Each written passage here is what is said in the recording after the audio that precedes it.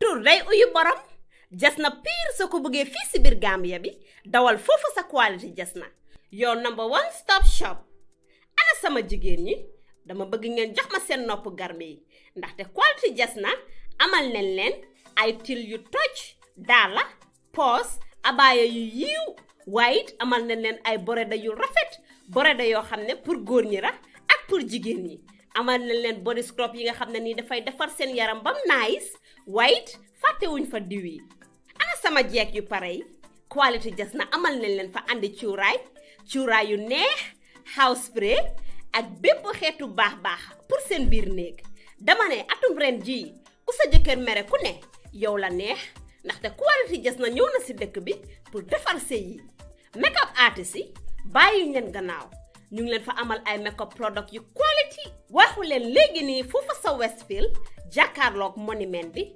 wala nga jokkoo quality Jasna si 250 01 24 ak quality Jasna taaral sa bopp taaral sa néeg waaye it bégal sa alaaji aas.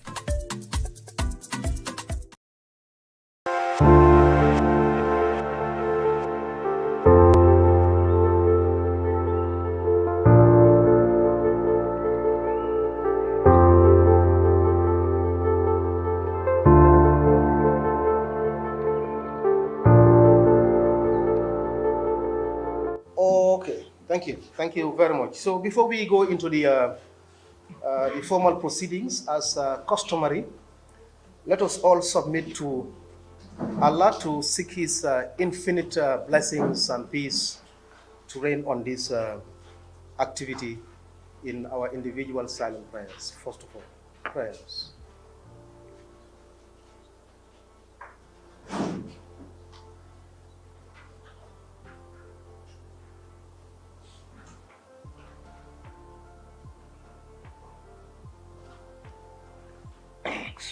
May Allah accept all our prayers. Thank you very much for your attendance, and thank you very much for accepting our request to be here on this very important press conference convened by the Gambia Football Federation. Normally matters that are very burning and need to be explained to the general public, we call partners like you, the men and women from the press, the fourth estate, through you to the general public, so that those matters are clearly spelled out as far as the football family's understanding of the subject matter is concerned. Today we are going to have our two protagonists, the General Secretary of the Gambia Football Federation, Mr. Lamin Jassy, and also my colleague, Senior Finance Manager, Mr. Ismail Njai. And these two will be delving on the three key burning issues. And one is the national team matters, our preparation ahead of the AFCON finals in Cote d'Ivoire. You all know that the team currently is in Saudi Arabia on technical preparations. And in the next few days, they'll be getting back to Banjul ahead to Ivory Coast. So the General Secretary will be helping us dissect some of their activities and the preparation that comes from the Gambia Football Federation. We will also be talking about governance that has to do with the GFF administration and how football is managed, especially at this crucial time of our football. So the General Secretary will also delve into that. And last but not least, we'll be going into the projects, infrastructure and GFF projects. The famous football fields, the 13 football fields, the projects that are under the purview of the Gambia Football Federation. The General Secretary will delve into that. And for the case of the Senior Finance Manager, Mr. Ismail Njai, he's going to dissect for us to our understanding the financial bit as far as these projects are concerned, what as far as money is concerned are injected into these projects in Dalasi and also in dollars and its equivalent. So once again, we thank you so very much. And after all these deliberations, we will turn the baton to you. You ask questions, your queries, your doubts. You want it to be clear. it's a media conference. You give us, we take, we also give you, you take, so that we all gain from the activity. We once again thank you so very much for coming. And now at this point,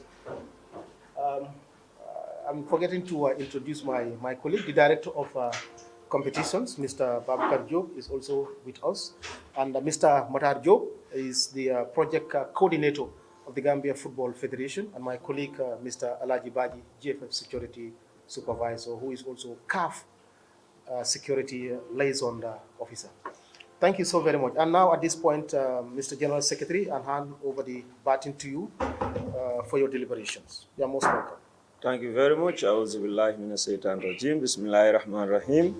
Good morning once again, the media. Let me just really take this opportunity to really thank you despite short notice.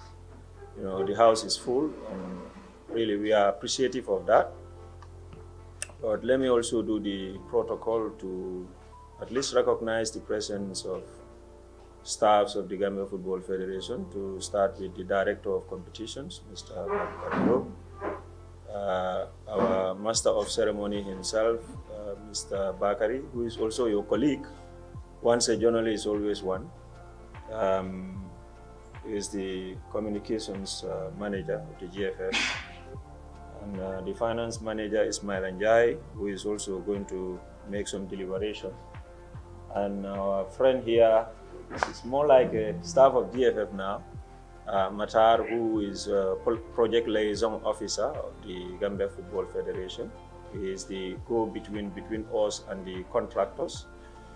And you have Mr. Alaji Baji, GFF Security Officer, and recently been appointed. I'm sure it will interest you. He will be the person responsible for security of our national team in the upcoming AFCON in Cote d'Ivoire. And of course, you have other members of staff at the back. My greetings to all of you.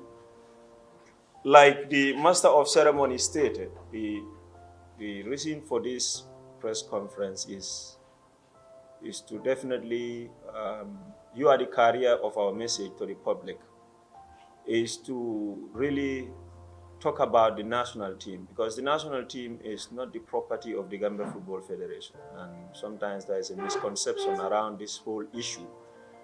Anytime they mention the national team, they say GFF. GFF acts on behalf of the government to run the affairs of the national team. But the national team is the property of the state, it's the property of the government. It represents the country. Despite that, GFF, as you are all aware, all of you here follow football very, very closely, the GFF play a major role in collaboration, of course, with the government in running the affairs of the national team.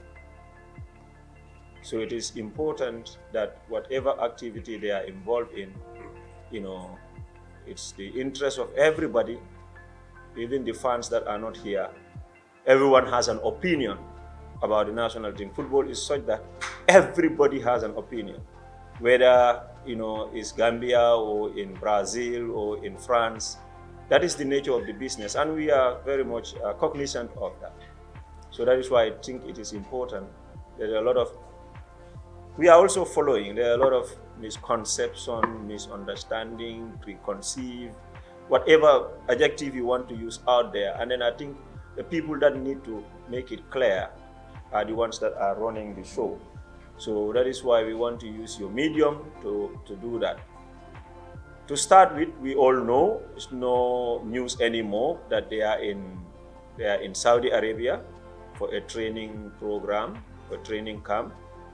Hopefully they will, if all goes as planned, they will return from Saudi Arabia to the Gambia and should arrive here early morning of the night.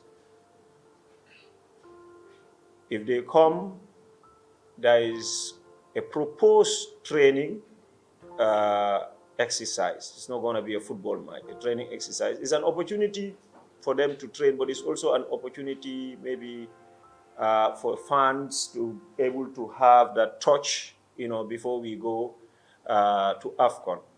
And of course, there is going to also be an activity which is very customary but very important, which is the handing over of the battle flag. However, these activities are organized and coordinated by the NCC, which the GFF, is an integral member of. Specific times and other things, I would not want to go into that, because, like I said, these are things that may change. Because the plan is the national team may leave here on the 10th. So when they come on the 9th, they are going to be here for a few hours, maybe 24 hours, and they will have to leave again, probably with a special flight to Cote d'Ivoire. The intention was for them to stay here a little while, but sometimes things are difficult when you don't control them, which is that the original plan was for the national team to be in Saudi Arabia around the 27, 28. This was not possible due to flight issues. You'll all agree with me, is a holiday period, and it was very difficult, and players are coming from different destinations, and the way the national team travel is that they assemble them at one point, and then they travel together. So we struggled with that. I think about 3 to 4 days we were going back and forth with the Saudis. In fact, that was one of the reasons why even the Morocco training camp could not hold, because of flight issues that is there, and other logistical nightmares that we had to go through. It is always the plan of the GFF, because they are responsible for those activities of the national team, the training camp, and all of that logistical arrangement, to have the team in Saudi even much earlier than the 28th if we have it our way. But that cannot also happen, because some of you all know, you follow football, there are international rules regarding release of players, and those ones have to be followed. So to clear your doubt, this is what happened, and unfortunately they got there the time that maybe it is not all our wish, but it is what it is as of now. And I'm sure you heard the coach. His interview regarding the training, that the training is going fine. Technical matters I will not comment on. Maybe the coach will. So it must come. That I'm sure that question will come. But before it comes, let me preempt it. I have no idea as to when, who are the members of the 27-man squad. GFF is a policy. We have a policy here in the GFF. Technical matters like that, the administration does not involve in it. Our job is to ensure they give us a program. This is what we want. We want to go this, and we facilitate. If there is no money, we go and lobby for funds, and then for them to go. How they do their program, the coach is appointed to do a job, and he is going to be assessed based on that job. So you cannot give a job to someone and again start dictating, him what he's supposed to do in that. So that is an area that maybe I would not delve into. That is about the national team for sure. There's not much to tell you as far as I am concerned, or the administration is concerned, on matters to do with the technical. That is that. The other area that I also want to talk about is the governance issue. I think it is very important that, be it the stakeholders, and when I say stakeholders, GFF have different stakeholders. Our primary stakeholders are the clubs. They are the owners of the Gambia Football Federation, the members. This consists of the first division clubs, second division clubs, the regional associations, the allied associations. They own the GFF. The GFF is in their hand. They are the controller of GFF. GFF is not a government institution. It is a private institution. It's not owned by the state. It is important those stakeholders understand the modulus operandi of the GFF. There is another stakeholder in the GFF. Maybe I can even say, the media. We are also partners. They are key stakeholders, and it is important they also understand the modus operandi of the GFF, understand the rules, understand the constitution, understand how association football works. There's another stakeholder, the government is a key stakeholder of the GFF. It is also important for government to understand our rules, our regulations, and how association football is run. There's another stakeholder, which are also very important, are the fans. Now, these stakeholders, for them, they are always right. It's just like the businessman and the customer. The businessman and the customer feel that he's always right. Doesn't matter whether he is in the wrong, because he feels that, I am the one going to buy from the businessman. And we see the fans to be that. So GFF, as an institution, is conscious of all of these things. That is why, if you observe, those who really follow our page, we have realized that there is an information gap, or maybe there is a gap in the understanding of the operation of the GFF, to the point that I think it was in 2022, we had a leadership training here, and then we had agreed that our website, we will put certain information on our website. If you go to our website today, you will find the AGM of 2018 all the way to the current AGM. You will find the constitution of the GFF there on the website. You will even find the financial statement of the GFF on our website. So as far as sending information out regarding our operation, what we do, it is on the public domain. It is there. There's nothing to hide. There's nobody keeping any secret here in this building, because it's all on our page. You go there, you will see. And this is not just viewed by people here, but this is viewed by CAF, it's viewed by FIFA, is because they are aware these informations are there. So it is important that, our stakeholders, you are also stakeholders, then we understand the institution, the organization, the Gambia Football Federation, and the things that we do, so that tomorrow when you are making report, even if you are reporting your opinion, but you are basing it on facts, because that is also very important. Whatever you put out there, it must be based on facts. And that is why I brought the issue of governance in it. Gambia Football Federation, I told you about the stakeholders. One of the requirements that our constitution asks us to do is that every year we must do an annual general meeting. In the annual general meeting, we have to tell the members, the clubs, the allied associations, we have to tell them, number one, how do we spend the money that, in fact, because every year we have to do a budget. How did we spend their budget? How much money are we going to get? How do we plan to do the activities? What activities have we done before? Our books accounted? Yes, they are audited rather. Yes, they are audited. What is the audit report? That is what the AGM is all about. What are the concerns of the members? Those concerns will now be reported to the executive board. It will be discussed.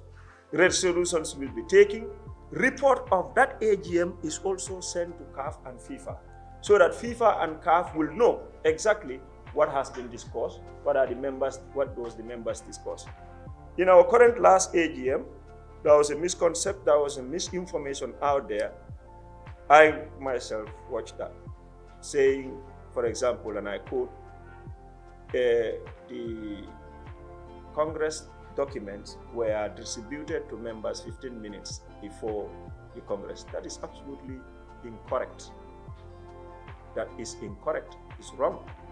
I think even if someone reported that, what could have, it's simple. I have never stopped anybody from entering my office. By the way, I am responsible for sending information out as far as Congress is concerned, as far as AGMs are concerned.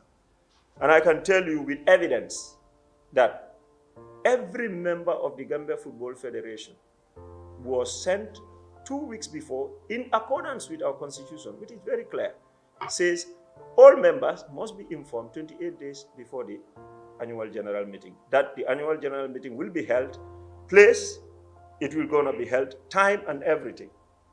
It says 2 weeks before the annual general meeting, the convocation should be sent to members. The convocation means the minutes of the previous AGM, the audited account, the activity report, and then the financial statement. All of these documents were also sent. They were sent to all members. In fact, at the AGM, one of the members claimed that he didn't receive it, and the president, those who attended the AGM were here, the president saw him his email address and said, Mr. Man, this was sent to your email address. Now, GFF will not go and open your email address for you and say, well, this is it, this is your document. You know, FIFA, as far as communication is concerned, the world is evolving. CAF and FIFA, all the meetings that we attend to CAF and FIFA, it doesn't come by mail. It's email. Now, I believe that if members of in this day and age, everyone should always definitely be computer savvy. So I just want to put that clear. From 2018, because those are the times I have sent convocation. To date, there is no AGM that is held without people having those convocations. So I think this is an opportunity to clear, to say that those rights, in fact, it's the right of the members that they receive those documentations. So to say that 15 minutes before the AGM is when it was received, that's incorrect, just for the records to be straight. The other aspect of governance that we want to emphasize on is this. FIFA, you see, let me emphasize this. FIFA is an international organization. FIFA is a change institution. FIFA has the most rigorous scrutiny that you can ever think of. People don't sit in FIFA and say, oh, we like the face of Mr. Jassy, so we'll just release funds to Gambia and then for Gambia to spend it. It doesn't work like that. FIFA support is based on some of these things. For example, like I said, you will not get funding from FIFA if you don't hold an AGM. You will not get funding from FIFA if your accounts are not audited. In fact, not audited just by one institution. Of course, FIFA will send their central review. They will do their own audit. But we also do statutory audit. And those are the people, when you go to the AGM, the auditor that comes and gives the report, is the institution, the company he's here in the Gambia. They are the statutory audit people. So we do 2 audits in a year. I'm not saying in this country here there are institutions that do that, but maybe people can help me. I don't know any institution that is audited twice. And both audits are sent to FIFA. And it's based on those audits that FIFA will make a judgment whether or not the funds that are given to us are managed properly or not. To tell you, there are mechanisms also at FIFA that not even just misappropriation of funds, but even, for example, if you deviate from contract of agreed objective, all of these projects you are seeing, all of these programs that you are seeing here, they don't just come out of the blues. You have to sit with FIFA. That's what we call contract of agreed objective, which is that GFF will tell them our aspiration. In the next 4 years, this is what we want to do. You send it to FIFA, FIFA agreed on this thing, and then you both sign. That's why it is called contract of agreed objective.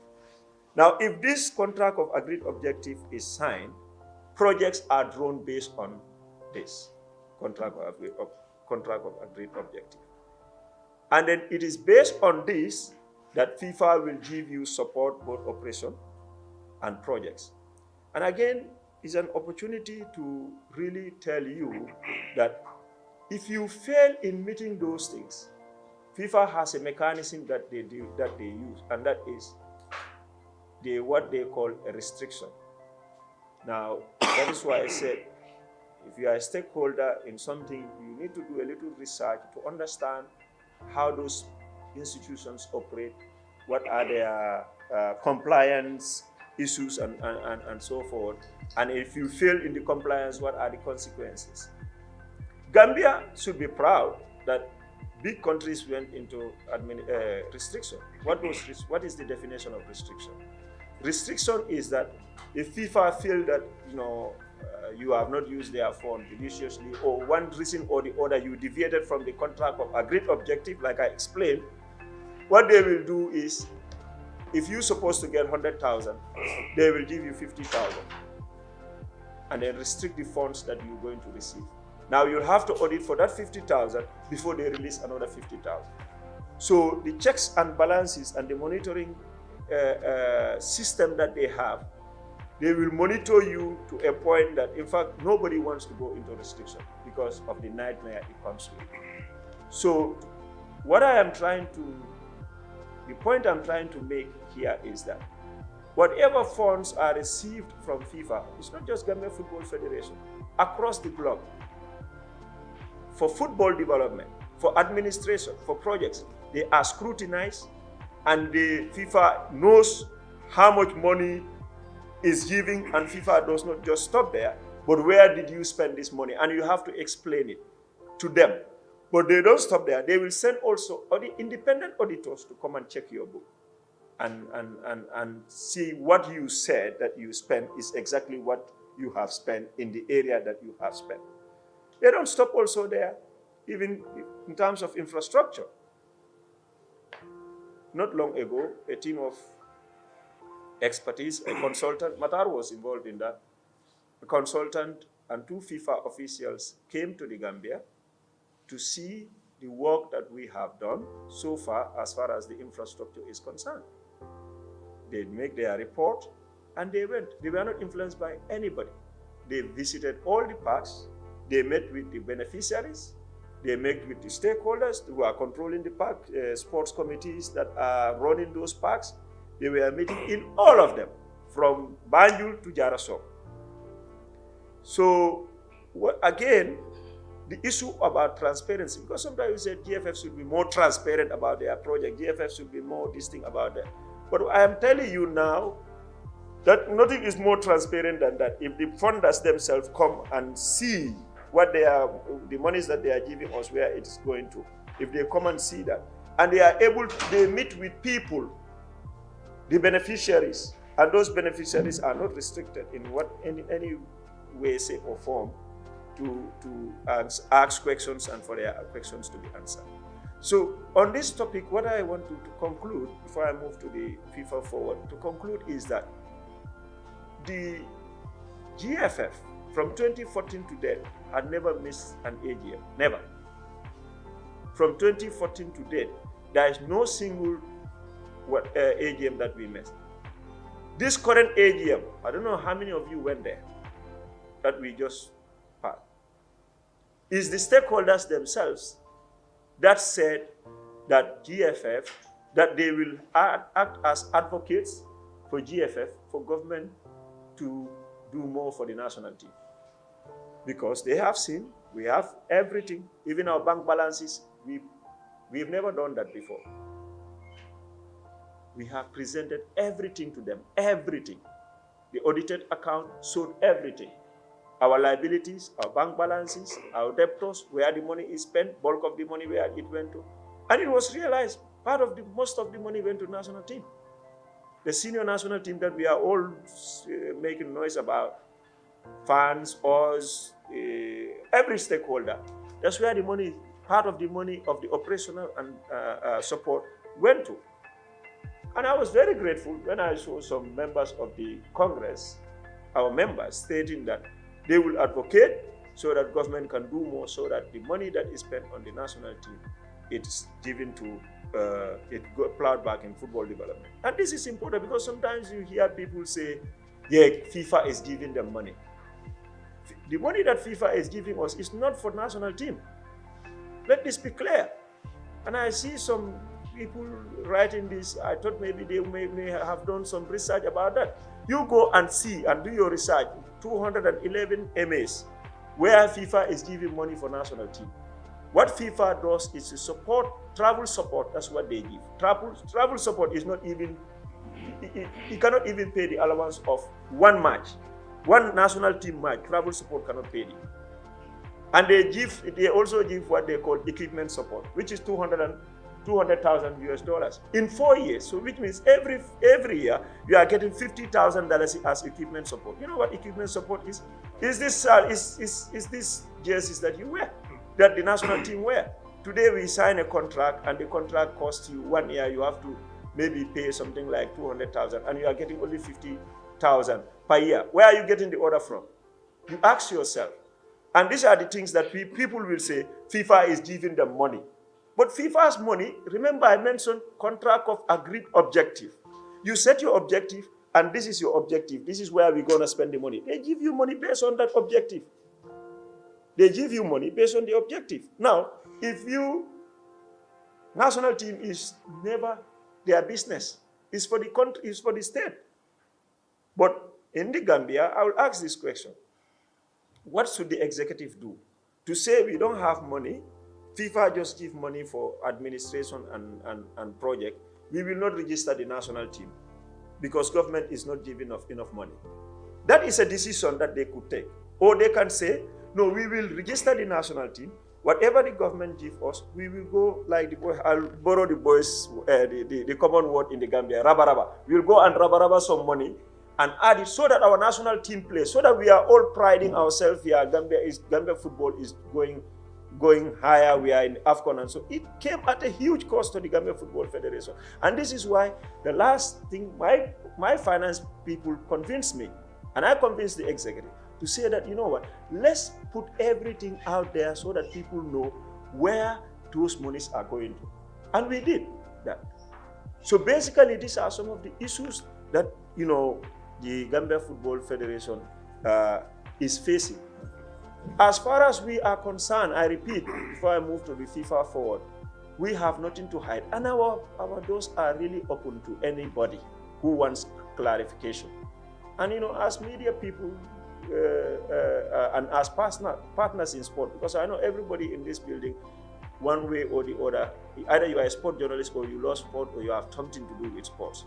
It is also important that we are not saying praising the Gambia Football Federation. No one is saying that. But it is also important that we are not too hard on ourselves in the sense. Like, I'll give a bright example. We are asking for NCC is asking for funds to support the national team. I've seen media houses, or I've seen media personnel, not houses per se, who are telling people not to contribute. Because if you contribute, GFF is going to take your money. It's 1 day your money. Now, is that national team that you who are saying that you are pridey, but now you are saying people should not contribute? Because if you think if they contribute, GFF is not, GFF is not even the institution that is, I get interrupted. GFF is not the institution that is running that show. It's the National Coordinating Committee. The money that they are trying to get together is going to be paid for the allowances of the boys. So these are not helping our football, guys. One thing I know, if something is wrong, yes, you should point out it is wrong. Or if you have a feeling that something should be run in a different way, yes, you have every right to say that. But it's not also to the detriment of killing the spirit. Because at the end of the day, if we don't have enough funds, how can we motivate the players to play? When Gambia wins, it's not Lamin Kababayo or Lamin Jersey, it's a Gambia. Everyone wants to put on the jersey because the jersey represents the Gambian colors. Everyone is wearing their hat, and now very soon everyone will be in the Gambian colors. And the pride will be all of us. Why on earth would you tell people not to contribute? Why? So these are some of the things I think as stakeholders, I'm appealing to you because you have the voice, you are the advocates. You know, no, I repeat, don't praise him. But some of those things also I don't think are really good. So on the governance front, I want to say that if you want to know anything about the Football Federation, our finances, our financial statement, our constitution, our rule books, go there. The finance department available. The director is here. His manager is always available. He has been going to all the media houses. He came to Star FM. He went to Kerfatu. And, if any media, we do our updates here. If anybody care to listen or watch, and you want transparency, so we want GFF to be transparent. That is why, for you to know today, that is why those things don't just came up like that. Because we want to be transparent. We want people to know what we are doing. So those things are there. Ismaila from here tomorrow, if anyone wants to invite him, he doesn't need a permission from me or from Kemo, because there's nothing to hide. Now, on that, the third part is the FIFA Forward. I want to address this because there has been a publication which has caused a lot of misunderstanding, or I would say again, these are not factual analysis. And like I said in the beginning, even FIFA is open. If anybody feels like their office is in Dakar, Senegal here, Dakar, the FIFA development office is there, you can go and they will explain it to you if my explanation may not mean anything to you. But before I go into the specific of the FIFA Forward, especially about a report, this was a global report that, talked about the intervention of FIFA in different projects in the Gambia. I just want to explain to you how the Forward program works. The FIFA Forward program is a program that Infantino came with, and it has two components. You have the operational, which pays my salary, the leagues that we are watching now, and all of those are the training, any training, referees training, coaches training, all of those things, the youth development, the women football, under 20, these are part of the operational support that FIFA gave. There's another kitty, a pot, they call it the FIFA development, the projects. Projects are not just infrastructure. And again, this needs to be clear. When you say project here, or the way, because we are also reading what some of you are writing. When you say project, they'll say Yundum Field, Busumbala Field. No, projects are not just infrastructure. Infrastructure is a central part of the project, but we also do some special projects to FIFA.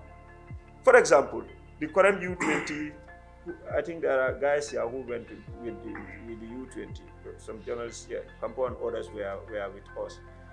The U20 that is just one example in the one that we had in Argentina. We knew we could not have enough funds because what government gave us was not enough to go to the World Cup.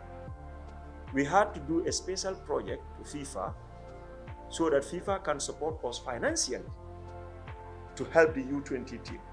We have done it for the women football. We have done it for the U23 cable, the Olympic. We have done all of these things are counted as projects. So if FIFA give you money, if they are going to report that, it will not come under operational support. It will come under projects. These are things that people need to understand. Because if you don't understand this, you are reporting something inaccurately. Because you are now putting something under infrastructure. When you say infrastructure, it's about the fields. So when you say project, two different. We can even do a project to say capacity building. Maybe Kemo want to train the finance attaches around the country. His finance attaches, he come to General Secretary, I want to do this, but I don't have enough funds in the operational support, so I want you to do a special project for me. To cut a long story short, we will do what we're supposed to do, fill the forms, and it's approved. Kemo will implement that, do a report. It's classed as a project. I think this is very important, and I think it's clear how I explain it. These are two different areas. The FIFA Forward money, every MA is allocated equally. Every MA is allocated equal sum of money. Now, this money is allocated to you, but this money is not, when it's allocated to you, you don't just go and get it there. You have to apply for this money. Now, if you apply for the money, because there's another area I want to clearly emphasize. If you apply for the money, it's get approved. Now, approving it does not also mean that you will receive the money. Let me take one example of an infrastructure project. Let's say we are building a field. I can choose my town, Pakalinding, a building in a field in Pakalinding. It costs $50,000. I applied to FIFA, $50,000. They say approve. Now they're not releasing that $50,000 there. The first payment maybe they will say we will give you 10%. You implement that 10%, send a report. They verify the report, then they send you 40%. Or maybe let's say they send you 60%. You do your report, you send it to them, they send you 30%, for example. When you do your 30%, then they will come physically. Before they close the project, they will come physically and see. You said you build a grass pitch in Pakalinding with a dressing room fitted with the modern day, whatever. They will go and see whether what you said is what is in there. When they certify that, and FIFA does not also do that. It's not just Fatima Kamara that will come or Al-Haj in our regional office. They will hire a consultant who is also, knowledgeable in this area to come and make his own assessment. In fact, that was the visit that just happened a couple of weeks ago. We went to all the pitches in this country that FIFA has spent money on. When they do that, they are satisfied, fine. If you do it wrongly, the one I told you about, the operational support restriction, you will be restricted. So just to tell you, there are mechanisms, these things don't, the way it is simply said and the way it is actually, how we actually access these funds, two different things, like day and night. And I think it is important, that is why I'm taking my time to explain these things, how the processes that we use to access these funds. This is how FIFA Forward is been used, or how to access them, and this is how they release those funds. To tell you, FIFA is so much concerned about the money that they give MAs and so much concerned about how they are utilized. You don't have FIFA accounts. You don't mix it with any other account. When you have a FIFA account, today I'm going to tell you details that we don't release, not because we are hiding, but because they were not even necessary. But I think for clarity, let me put it. FIFA Forward accounts are dedicated accounts for FIFA Forward, period. You don't put any other money there because they want to audit every butut that comes in there, that Kemo spends. I'm saying Kemo because he's the finance director. Kemo and Ismaila, the finance director, they want to see. They will ask Kemo how every butut that comes. Whatever government gives us, it doesn't go to that account. Whatever money we get from another place, it doesn't go to that account. Why we are emphasizing FIFA? Because FIFA is the one that people are saying FIFA is giving them money. They have money for this and FIFA is doing that. That is why we need to clear this.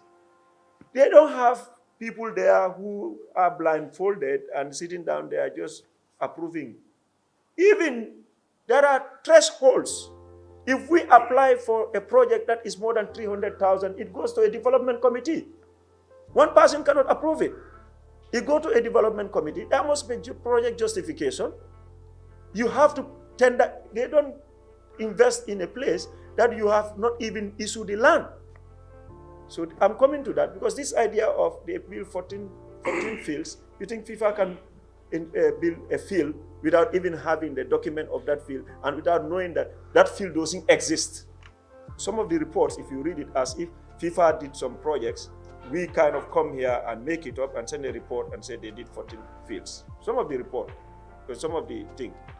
But each of those fields, we have to tender an agreement between the owners of that field and the GFF to say that if they invest in this field, whenever GFF want to play football or we want to play our league, we must have priority over whichever activity. All of these things are happening. And let's face it, guys, GFF invests in those fields, but it's not only GFF activities that are happening there. We'll come to the specifics of that. But FIFA, that's how things operate at the level of FIFA. And this is not just Gambia. it is across the globe, is one rule for everybody in terms of how they audit their finances. Now, coming to this particular report where it is stated FIFA built 14 projects, that the specific one, 14 pitches. Let me make it categorically clear. FIFA did not build 14 pitches in the Gambia. And this could be verified, in your own, sorry, help me, please help me. What FIFA did, how these 14 things came about from 2016, I'll go specific for you, from 2016 to date, to 2019, 2018. Just to give you an idea, FIFA Forward, the report that this thing was extracted from, is a global report. It's not only even about the Gambia. It's about all the countries around the world. You have the copy. Yes. It's all the report. Fantastic. Yeah. FIFA Legacy Report. What does FIFA Legacy Report mean? It means, because Infantino also wants, this is his brainchild, he came up with the FIFA Forward. They want to know the impact of their intervention across the country, across the world. And this is why the legacy report was produced and is across the country. Now, what we read, because we actually, what we read on the media is that, or how people, because even me also, people call me, Mr. Jasi, you got 14 fields, well, where are those 14 fields?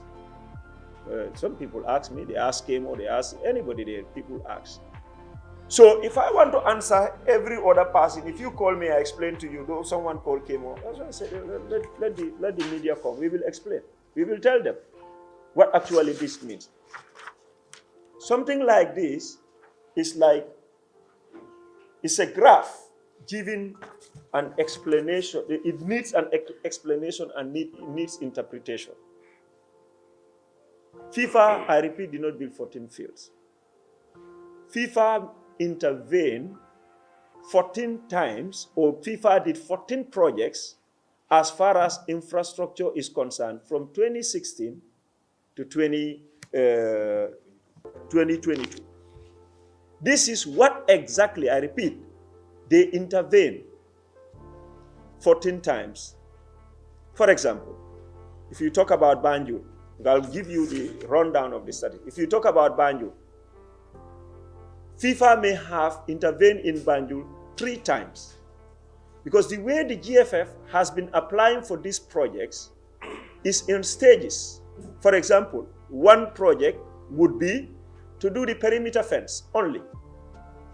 Then we will say, we will write a project proposal to FIFA and say, for example, we want to do the perimeter fence of Banjul. That perimeter fence is a project of its own. And when that is approved, it's called an SOA, Statement of Approval, which Ismaila has. He will go into all of that. They are here. The things are here. If you want, you can have the file and satisfy yourself. Statement of Approval. That will deal with that. Then, because, for example, overusage of the Banjul artificial turf, after a year or two, we realize that this is not fit for purpose. We should not play our national league on this. Now, what do? Let's write a project to FIFA. Now that is different from the perimeter fence that is done. It's going to be a separate project. That will be written and it get approved. You will have a statement of approval. How much do we have there? 2. Then they would say again, oh, the dressing rooms are dilapidated. No, it's not. This is not hygienic. We need to change the dressing room. Or there are no public toilets.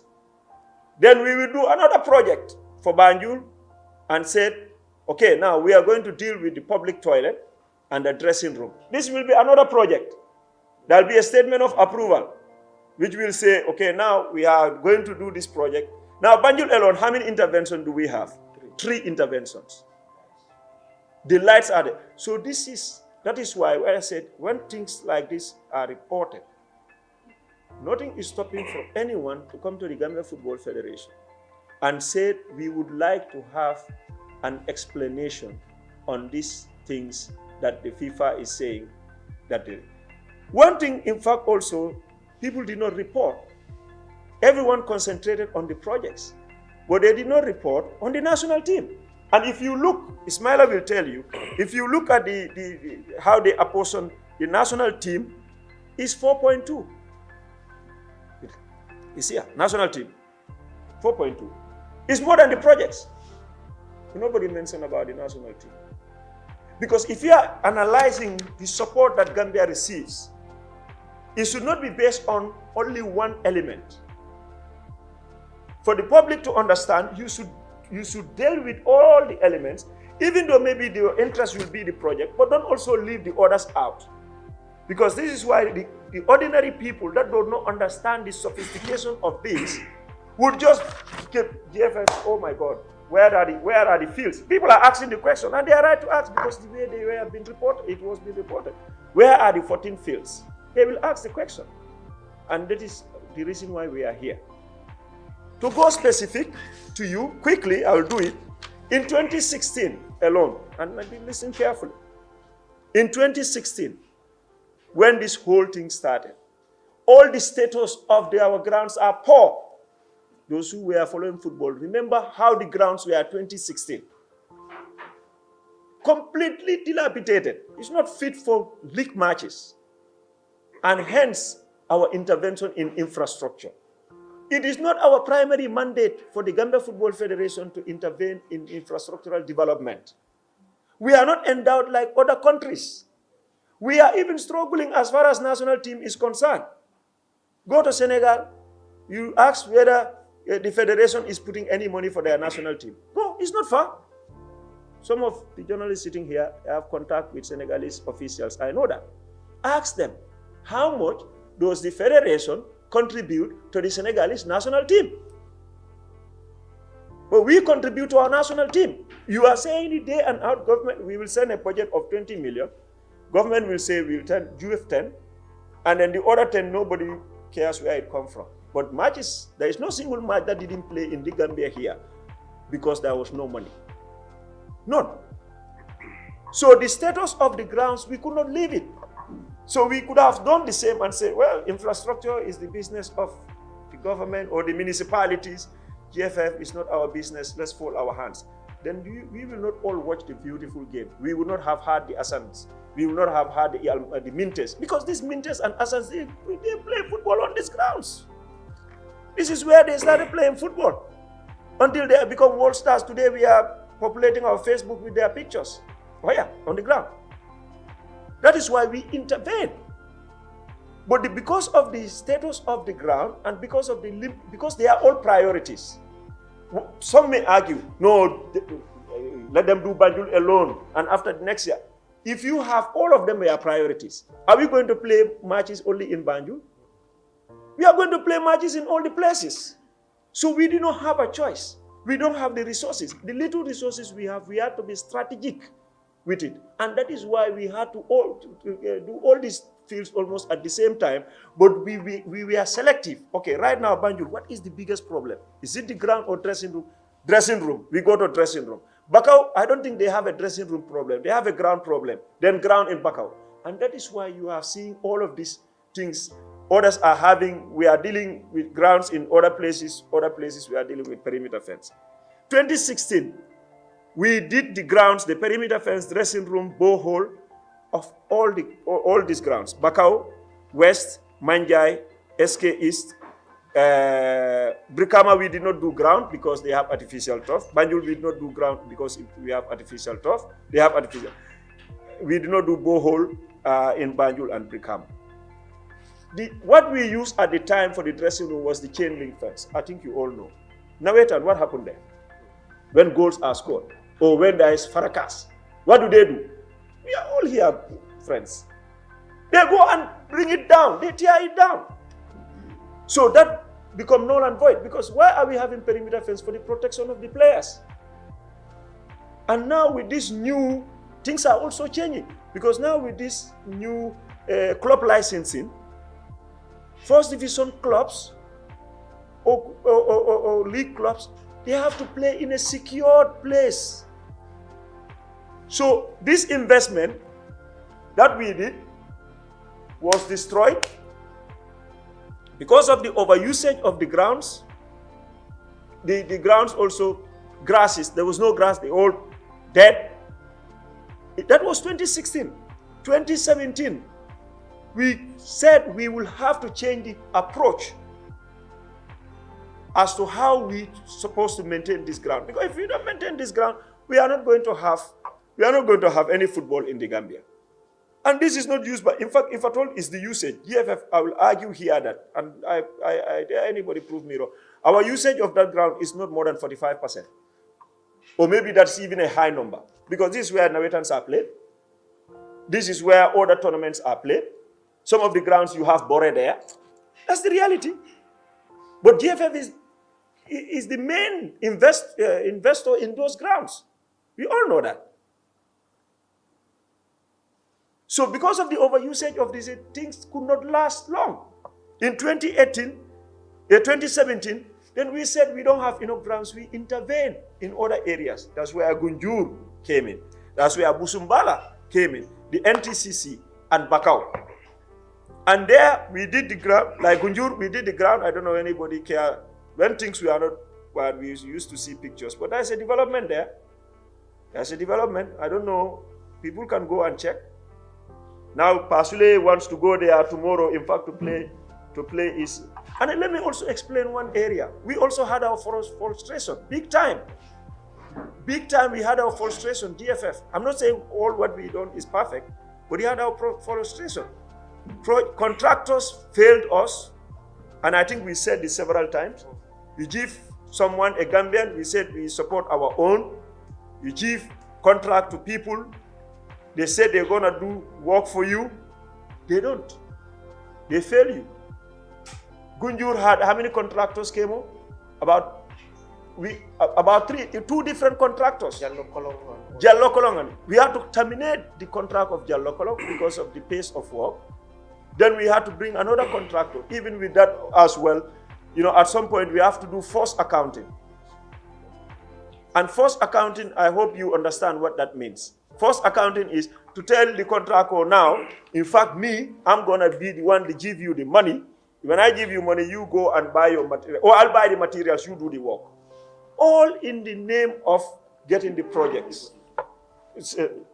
Because it has been said in many times, GFF started a project, it took 4 years. That is the explanation. Because I cannot access money from FIFA. If I give, like I said, remember what I said, if FIFA give me 30% of Gunjur to do Gunjur, that 30% work must be finished before I can claim another. Now, if you are delaying me 30%, I cannot finish 30%. I cannot send a report for the 30%. How can I get the order, money? It cannot happen. These are some of our frustrations that we had. But it would have been our wish for that project to finish 6 months. But it's not that it does not apply to only GFF. Where are the government fields, the famous government fields of the... None of them is commissioned. None. When did they start? It's the same. The minister is a good friend, will tell you the contractors failed them. In fact, they are trying to even take legal action against them. So I'm sorry, brothers, but this is the sad reality that we have. Brothers and sisters, well, let me not be gender biased. This is the sad reality. But because we really want to make this thing very clear, and I'm glad it's on record, so that people know what GFF, especially I'm part of the project team, myself, Kemo and others, what we go through with those communities. Gunjur, they have not played Navedan for how long? Kemo will be sleeping, someone in diaspora will call him. Almola Filo Fenkawai. And we deal with all of that. But maybe if Kemo explained that to that person, he say, oh no, but I don't final, So they begin to understand. Now, we cannot explain to every individual. That's why we are doing this. And we will, if you want this thing, we will be willing to do at any point in time. So Gunjur, there's a development in Gunjur. There's a development in Busumbala. You know, Bakau, you go and see what is happening in Bakau. We are playing our matches there, and then the pavilion will also be done, the public toilets. That is for 2017. 2018, then we said the artificial turf in Banjul, we all know, it was crazy. We had to change the artificial replacement of the artificial turf. We changed the perimeter fence. Go and see the Banjul perimeter fence. So look at Banjul, artificial turf is a project, perimeter fence is a project, public toilets and perimeter fence were one project, and now the next one is the dressing rooms. You go to Brikama, we replaced the artificial turf that is there. We gave them, and we renovated the dressing room. You go there, when it was finished, it was like state-of-the-art dressing room. We have redone the public toilets as well in Brikama. You go to Serakunda East, the grass is GFF. You go, the perimeter fence, see, there's no longer the chain link in Serakunda East. You know? Manjai is going to be the same. Manjai, we close it because we want to continue. We go and see the perimeter fence. These are the interventions that we have done from 2018. And all these interventions have SOAs, contract for statement of approval. Those statement of approval will outline to say, you said you want to intervene in this area, and this is it. We will pay you this. The next payment will come at this time. And then after the report, me and Kemo have to do, after the project, we have to do a report and send. When it is sent, the team in Senegal will come and see. We want to see what is happening here. So guys, it's been a long one. I think I have given my explanation. If people, whatever I left behind, Ismaila, maybe you can deal with that. But just to clarify, you know, I have to say this. I reached out to FIFA myself about this. Because I'll give you an example. Ismaila, you don't have the full report here. But I'll give you an example. In Nepal, they said they intervened in Nepal 38. Those who read it, the report is there. 38 fields. Nepal, 38 fields. Where? 38 pitches. Where? It's because the way they have written the report. So I think that one also, I think that need to be cleared. Because I called FIFA, I said, where are the 14 fields? You know, they asked me 14 fields. I also asked FIFA, tell me, because you wrote it, where are the 14 fields that you built in the Gambia? In fact, when I was calling FIFA, Bibi was with me anyway. And they made it very clear, it's the interventions. So which means in Nepal, they have intervened in Nepal, or they have projects that they have done in Nepal, 38 projects that they have done in Nepal. 38 fields in Nepal is unimaginable, you know? So it doesn't make sense at all. So all the interventions are in these fields. Let me read them out to you finally. Bakau, SK West, Manjai, SK East, Brikama, Banjul, Gunjur, Busumbala, NTCC, and NTCC, and also the regional fields. The regional fields are, this even also include the approval. FIFA is even saying approve funds. This does not mean that the funds that we received there, please write it down. Approve funds. This is not what we receive. What I explained the procedure here. You apply, they approve, they release based on progress of work done. I will repeat myself. You apply, go. This is coming all the time. All the time this is coming. We explain it. We publish on the standard newspaper, an Excel sheet. The president explained it. No, I think now I can repeat myself 10 times, but I will do it because I want to be on record so that people can reference me. That you apply for a project, it gets approved. The amount will get approved, but that does not mean that you get that money. Up till now, you know how much chemo is? 700 and something thousand US dollars. That is what is with FIFA, which is our money. Pending. So these approved funds that they are saying, where's the document? Saying is in that. We have not received it because, like I said, you cannot access that money unless and until you do a report to say what you said you were going to do is finished. Like if Gunjur is finished today, and Busumbala is finished today, me and Kemo will do a report, send it to FIFA, and they will send us the remaining money, because they only send me 30% or 40% of the money. So approved and money received are two different things. And if you want to know the money that is received, you don't need any permission. Ismaila, you don't need any permission. Anybody who wants to know, come to Gambia Football Federation. We will give you how much we received as for each project and how much is pending.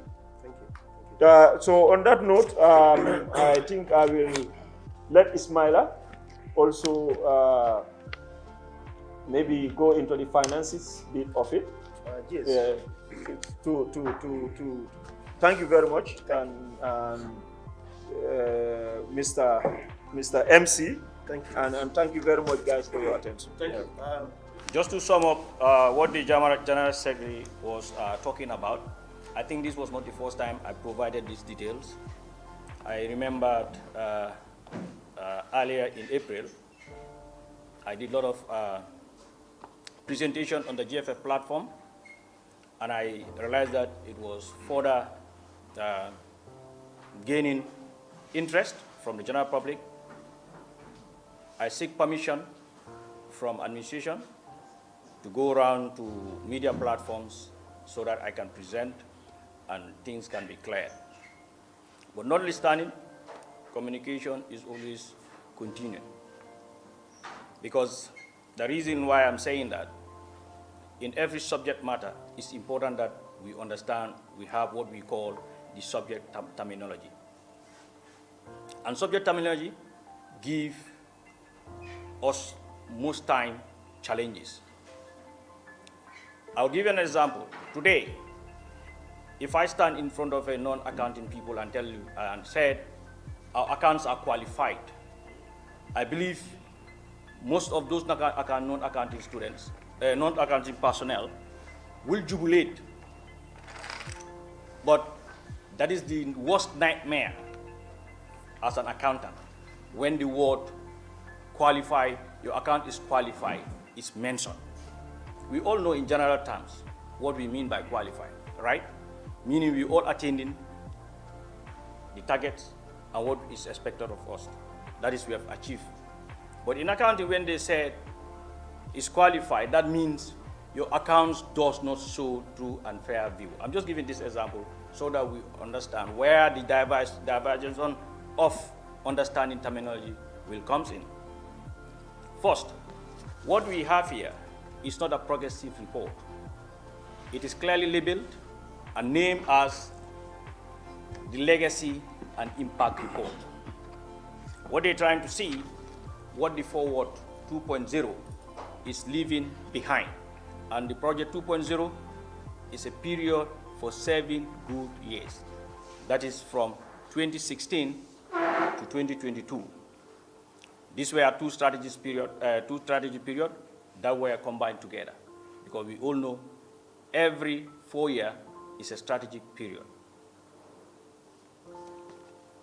If we look at what the GF was presenting, we are entitled to $11.4 million. This $11.4 million has breakdown to operation, projects, travel, and equipment. You go further, they will show you what goes to, what's for national team, the infrastructure, the equipment and others, administrative and governance, competition and women football. This shows you the allocation that will be made for the $11.4 million.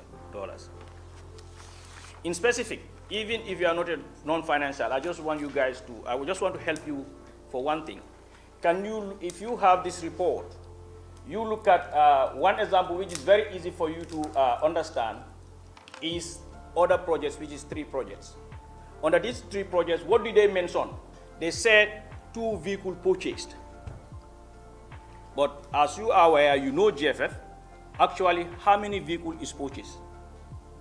I think vehicles are purchased for all directors. The directors alone are more than the total number of other projects. But what they do, the intervention was for 2.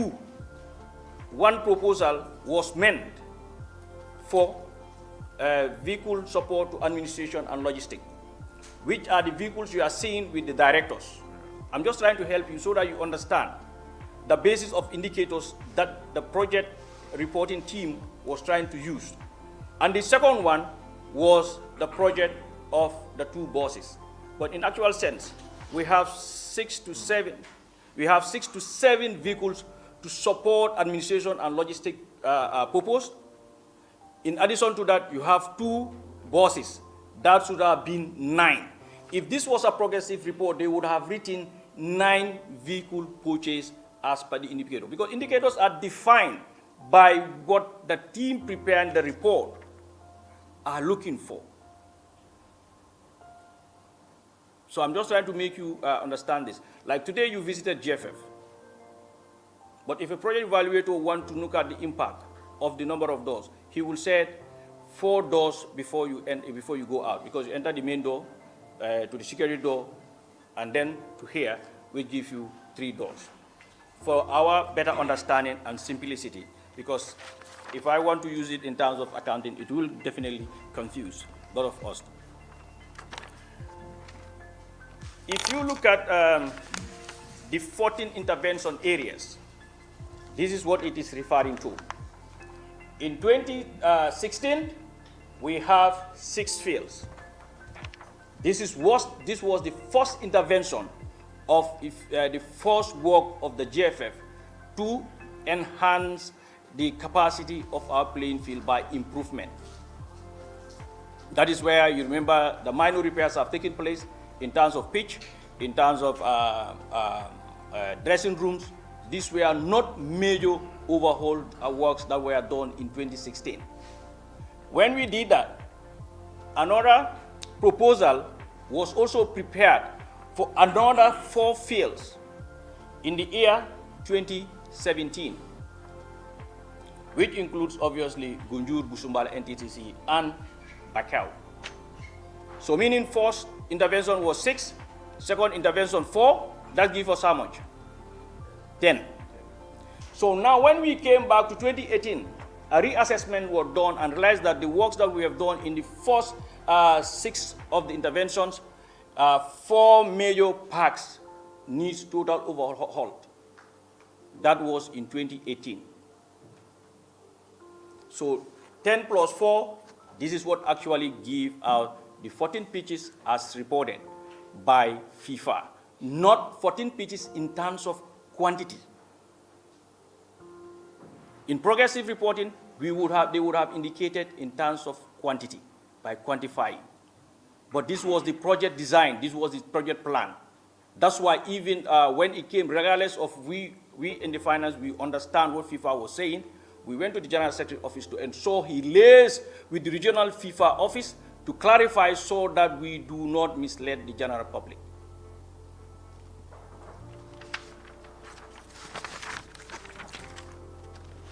Furthermore, in every SOAs, these are like example, if you look at this report here, the first SOAs was 14628, meaning every fund that was associated there as per, that it was Gunjur, Busumbala, Bakau, NTTC, and the lights. Then we have a second SOA, which also was for 5 regional fields, the swimming pool, and the pavilion in Jarasoma. And then we have the final SOA that was written in 2018. It is the SOA 191111650. That SOA is the one still in existence.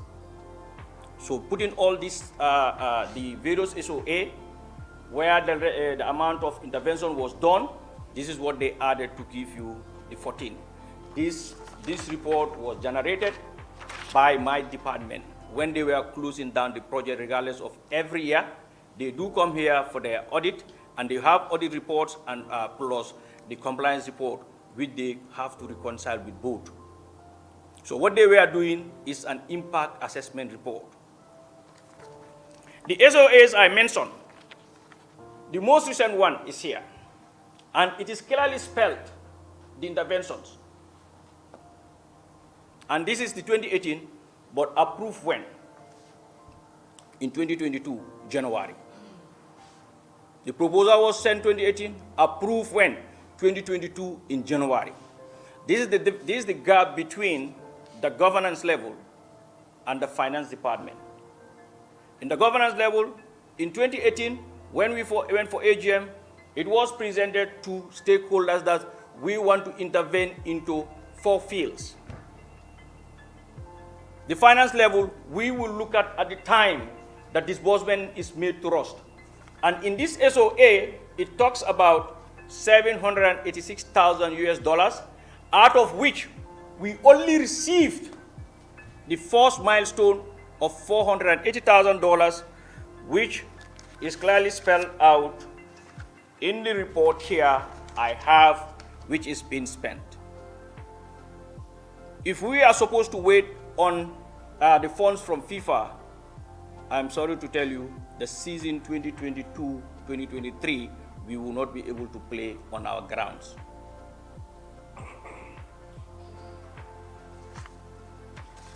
In addition to that, this project was written 2017, approved in 2018. And it is also looking at the 5 fields which has to be implemented. That was the 4 fields that will include Gunjur Busumbala. This was in 2016, approved in 2018. And the funding came in at the end of 2018. These are some of the challenges that GFF is faced with when it comes to implementation of this project, and that was $408,000. In 2016, we have a specific project which is located in the 5 regions. It is clearly spelled here, URR, LRR, CRR, WCRR. As far as this project is concerned, we have not received a single dollar because we know the issue of land tenureship in this country. And FIFA would not spend anywhere when these are what they call the milestone. Before they disburse money, those things must be met. 1, we must have documentation of the land. We must have the MOU of the land. And this gives us the challenge. In fact, the major project, which is the recent 5 fields, which indicate Brikama Serekunda is Banjul. The reason why we only receive 1 milestone funding, which is $480,000, is the same challenge because Brikama by then, they did not sign the MOU. You can go and verify when did Brikama sign their MOU. So based on the fact that those fields were not, MOU were not signed between the sports committee and the GFF, funding could not come forward after the release of the first milestone. In addition to that, Serekunda East equally did not sign. Manjai did not sign. Even, I'm telling you, even if at all only 1 pitch among the listed pitch on this SOA did not sign, it was going to affect the remaining interventions of the project. But as to this press conference, before the end of last year, the MOU was signed, and I think this is why you saw FIFA, they were here for a visit to evaluate and monitor and see how far we've gone.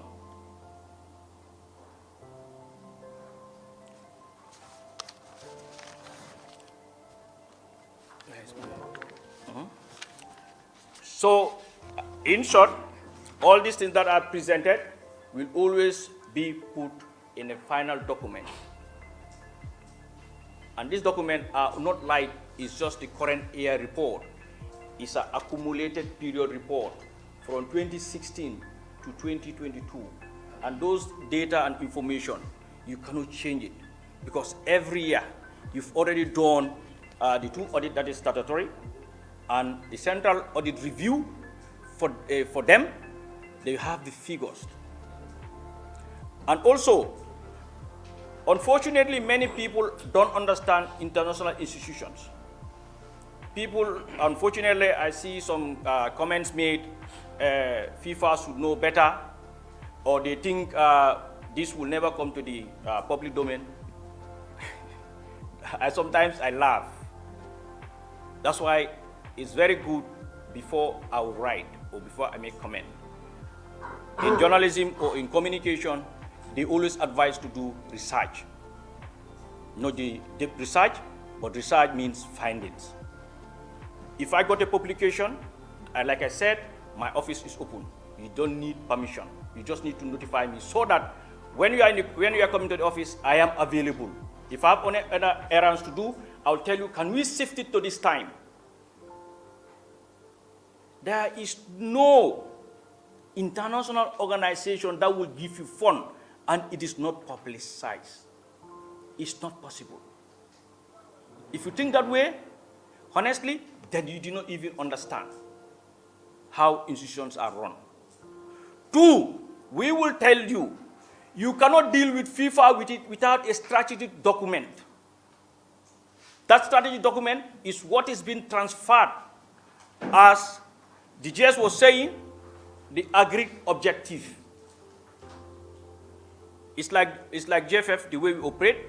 If you come in office, you appoint the directors on strategic appointment. That is, you are going to be in office for 4 years, you appoint them for 4 years. And then they will look at your manifesto and translate this manifesto to a strategic document. And this strategic document, you also send it to FIFA. And they will vet this to ensure it is aligned within their funding scope. This is clear for us to understand.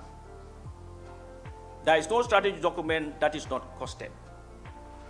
Equally, other programs that are not going to be funded will also be indicated in those strategic documents. So I just want to briefly give you that until you have further questions. Thank you. Thank you for your deliberation. Now we will turn to the next segment of this press conference, and that is a very important segment. FA Cup, even the FA Cup should be male and female, but we also said we were going to play Omar Sy Trophy. It played only once when the stadium was available at the time, you recall. But we are not able to do that. We, for the past few years, we've discontinued the FA Cup and the Omar Sy Trophy just because of these reasons, because we don't have enough pitches. And 7 would not have been enough for us, and all the areas that we have intervened in at the time, we could not have rationed them as well, because they were all a priority. For example, you can have a dressing room, you can have this thing, but if there is no perimeter fence and there is no grounds, you don't play football. You may not have a dressing room to play football, yes, but you cannot play football without the ground. You may not have a pavilion to play football, but if you don't have a ground, you cannot play football. So all of these things, we evaluated all of these things and realized that, all of them are a priority to us.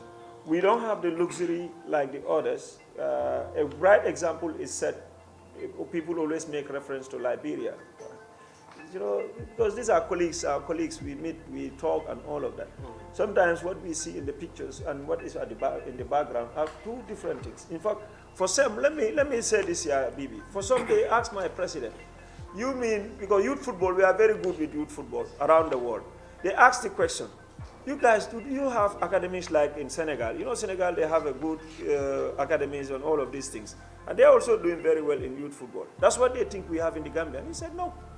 We have academies, but they are not like the Jambars, those established, academies. So all of these people these young people that are playing football here, they play it in these grounds. So it's not only about GFF intervention in these fields. It's not just about the GFF leagues. It's also for us to play football in the Gambia.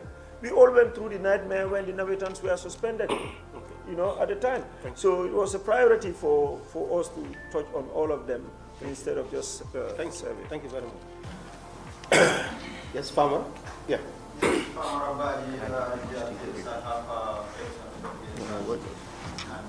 Ismail. Yes. Because, yes, you said there are people within the media telling others not to contribute to the cause of the fundraising of the national team. I want you to tell us, which platform have you seen that or had that one? That is one. You said contractors fail GFF. I want to disagree that there is no contractor that failed GFF. It's GFF who failed themselves. When they were handing over the projects to the contractors, I was there, and I put this to Bahuga Senega Janet that was all the due process followed before they hand over the contracts to some of these companies.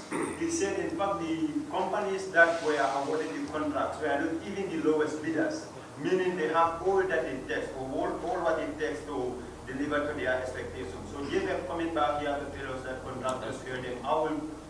How can we be convinced kickbacks were not received before contracts were awarded to contractors that did not even have materials? I saw just I saw what they did in Gunjur.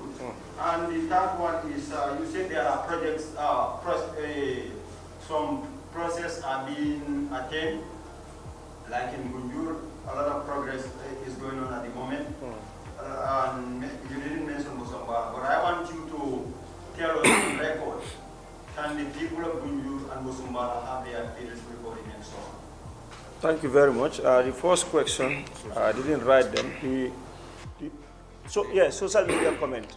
I don't have to tell you which platform does that. It's all over the Facebook. If you care to read, Mr. Yes, just go search. But that is the reality. It is for you to go and search the platform. That I'm not gonna, but it is clearly that there are certain platforms that are discouraging people from contributing, because before you accuse someone of something, you must have evidence. You must have, if you are accusing someone of stealing, you must have evidence that the person had stolen something. It is your opinion, your imagination. You make an imagination about something. I can equally say something where I don't have the basis to say that. And I think as responsible people, before you make certain statement against either an entity or an individual, decency would be you might have had the core evidence that what you are saying is correct. So for that one, that is your answer for the social media. From here, you go and search, you will see. As for Gunjur, I disagree with you. The fact what you are saying that GFF failed themselves. GFF did not fail themselves. We have seen here in this country, not only with the GFF, where contractors fail people. That is common knowledge. Contractors fail people, that is common knowledge. Now, for Janet to tell you the due process was followed and so forth, you follow due process. The contractor that is there right now, Lair, you know the capacity of Lair? You know the capacity of Lair? You don't know. You need to find out. Lair is a massive company. I'll tell you. I don't talk about Lair. No, I am making, you are making a general statement. I'm answering your question. You are making a statement. You said the GFF failed themselves because you know Jalakolong and that the consultant, thank goodness you said consultant told you due process was followed. I'm glad you said that on record. Because I was there. Listen, let me answer your question. Due process was followed. But that contractor, despite the due process was followed by the GFF, actually failed because he could not deliver the time that he had agreed with us. And GFF did not fail because we have terminated his contract and then awarded to someone that we think, what you are saying means Jalakolo does not have capacity. But now here is someone that we give the contractor that has capacity. So your argument to say that Jalakolo does not have a capacity because you know them, we are now putting to you that we have given it to a company that has huge capacity, that build massive multi-million-dollar infrastructure in this country, and they did not deliver on time. So that is why, and then to say kickbacks, my brother, you are a senior journalist. You don't make such assumptions and accusations on people when you have no evidence. Do you have evidence? No, but you are making a statement. You are a senior journalist. Let me answer your question. Let me answer your question. It's not an argument. You said in your question, and you are in your right mind, to say how can you convince us? You are saying English. How can you convince us that you don't have kickbacks? Which means for you, we have GFF received kickbacks. So I need to convince you that we don't have kickbacks. Now, before I convince you, you have a platform, GRTS, okay? If you have evidence that GFF received kickbacks, I'm putting on record, go and publish it on GRTS radio or television that GFF has received feedback. I'm now giving you that challenge. As a journalist, go and research, because for you to say that, probably you have evidence, or probably you believe that GFF received kickbacks in those contracts. Now, if you have it, the public wants to know. You go and publish it, that we have feedback. You have evidence to say that GFF received feedback, you go and publish that. Then the rest will follow. There's no point me and you arguing, because what I say here, you are not convinced, you will never be convinced. You will never be convinced. You understand? Even if we speak here until tomorrow, your mind is made up. But now, if you have evidence, go and publish it. That's the answer to your question. Let's go to the next one. Next one. That is Busumbala and... yes. No, let's leave that one. No, yes, he's next. Yeah, okay, Busumbala and Gunjur. Can you assure them before the end of the season they can have playing field? That's I what told in my deliberation, he was not listening, because I said in my deliberation, Pa supposed to go to Gunjur today to check whether league matches can be played there. So if he is going to do that, it means all the variables are there for us to play league matches. Busumbala, I cannot give a specific time like you request, but I can tell you very much that after the visit of FIFA, we are expecting some funds, because a report has been sent by this gentleman, our project liaison officer, the progress that we have made. In fact, the progress, for your information, the progress we made in Busumbala is more than the money that FIFA gave us. Because what we normally do is, sometimes we will go and take bank loans so that we make progress. Because we are going under immense pressure from the community of Busumbala. At some point, Kemo is the negotiator, because he lives in Busumbala. So when the youths want to come here, no, we need our field. And we understand it. We understand it. It's like you want to help someone. We are trying to help them to have a field. Because those groups that are coming here, they don't have league clubs there. They are telling us, because they also want to play their community football. That's the pressure. If our goal is going to be the league clubs, like our members, it would have been Real de Banjul, Samga, Hawks FC, and all of that. Coming GFF here and said, provide us the field. But remember, these are the other partners that also have an interest in the infrastructure that we have, because they also want to play football. And for us, we want more people to play football. It is not our idea to make it life difficult for people to play football. We want everybody to play football who wants to play football. Answer is, I cannot give you specific, but we are making a lot of effort and then progress. Hopefully, you never know. Thank you. By summer, we may have Busumbala also ready. Thank you. Mr. Agajaga, I saw your hand up. Yes. The question to the General Secretary and Ambassador. I'm still on this 14 pages. Yes, you gave an explanation. Ismail also talked about intervention areas, like if FIFA sponsor the project or kind of intervene in the lighting, the changing room, the dressing room, and things like that. That will be identified under the infrastructure project. So this 14, that's how we explain it. The only graph here on the FIFA website, this is what I downloaded, just like you printed it on the document. Yep. So here it says new, it says renovated, 14 pitches. And it goes on in the specifics to say artificial pitches, changing rooms, floodlights, natural grass pitches, and then it goes on to offices, orders, and seating. So still for general understanding to the public, because you go there on the FIFA website, you see these 14 pitches. These 14 pages, yes, you said is interventions, specific areas and specific projects that FIFA intervened in. Would it have been much better or suffice to say, okay, 14 pages, but orders in progress, like in terms of work and everything. Just to add on to this, and also maybe clarifying a question, when you talk about the other fields as well, altogether, maybe it's an oversight, but by my calculation, I have Brikama, Serekunda East, Serekunda West, Banjul, Bakau, Manjai, Jara, Sono, Gunjur, and Lusumbala. That's all together is 9. Are there 5 other fields? And come into the details of that. Where's my this? Okay. All right. Maybe you will get 2 answers. One from me and one from Ismaila. No, just for the on the graph for the 14 picture, I leave that to the graph. It's very clear if you look at it. That is why I told you in my intervention.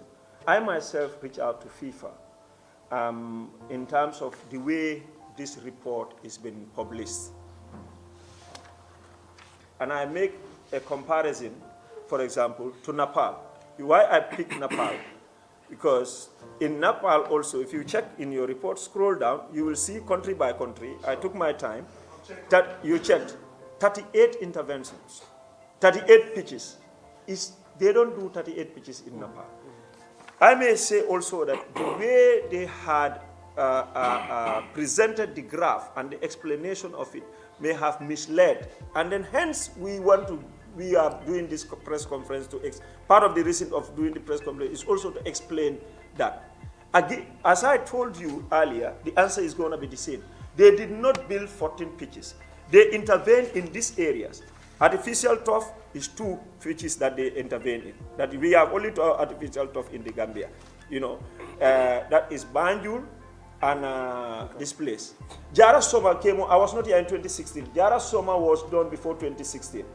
Before 2016. But I was not here in 2016. You remember I started 2018, which you know very well. Changing rooms. If you look at all these fields, all their changing rooms have been renovated, except for Manjai and even Banjul in 2016.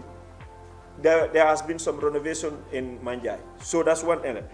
Floodlights, obviously, we all know, for floodlights in Banjul, Brikama, Serekunda East, and Serekunda West. Natural grass in all the pitches except Banjul and Brikama. Offices, of course, the dressing, that is the dressing room come with offices. Offices may be the offices of the referee or the match commissioner that are already part of the dressing room, and others plus sitting. The sitting are the ones that are pending. Like, let me give you an example. Busumbala, the project is approved, but it has 2 phases. Phase 1 is, Kemo, if I'm right, is the grass, the perimeter fence. Phase 2 is the pavilion. Gunjur, the same. The grass field and perimeter fence. Phase 2 will be the pavilion. By the time we complete the phase 2 and 3, in fact, maybe they will not say 14 pitches. They may say 16 pitches.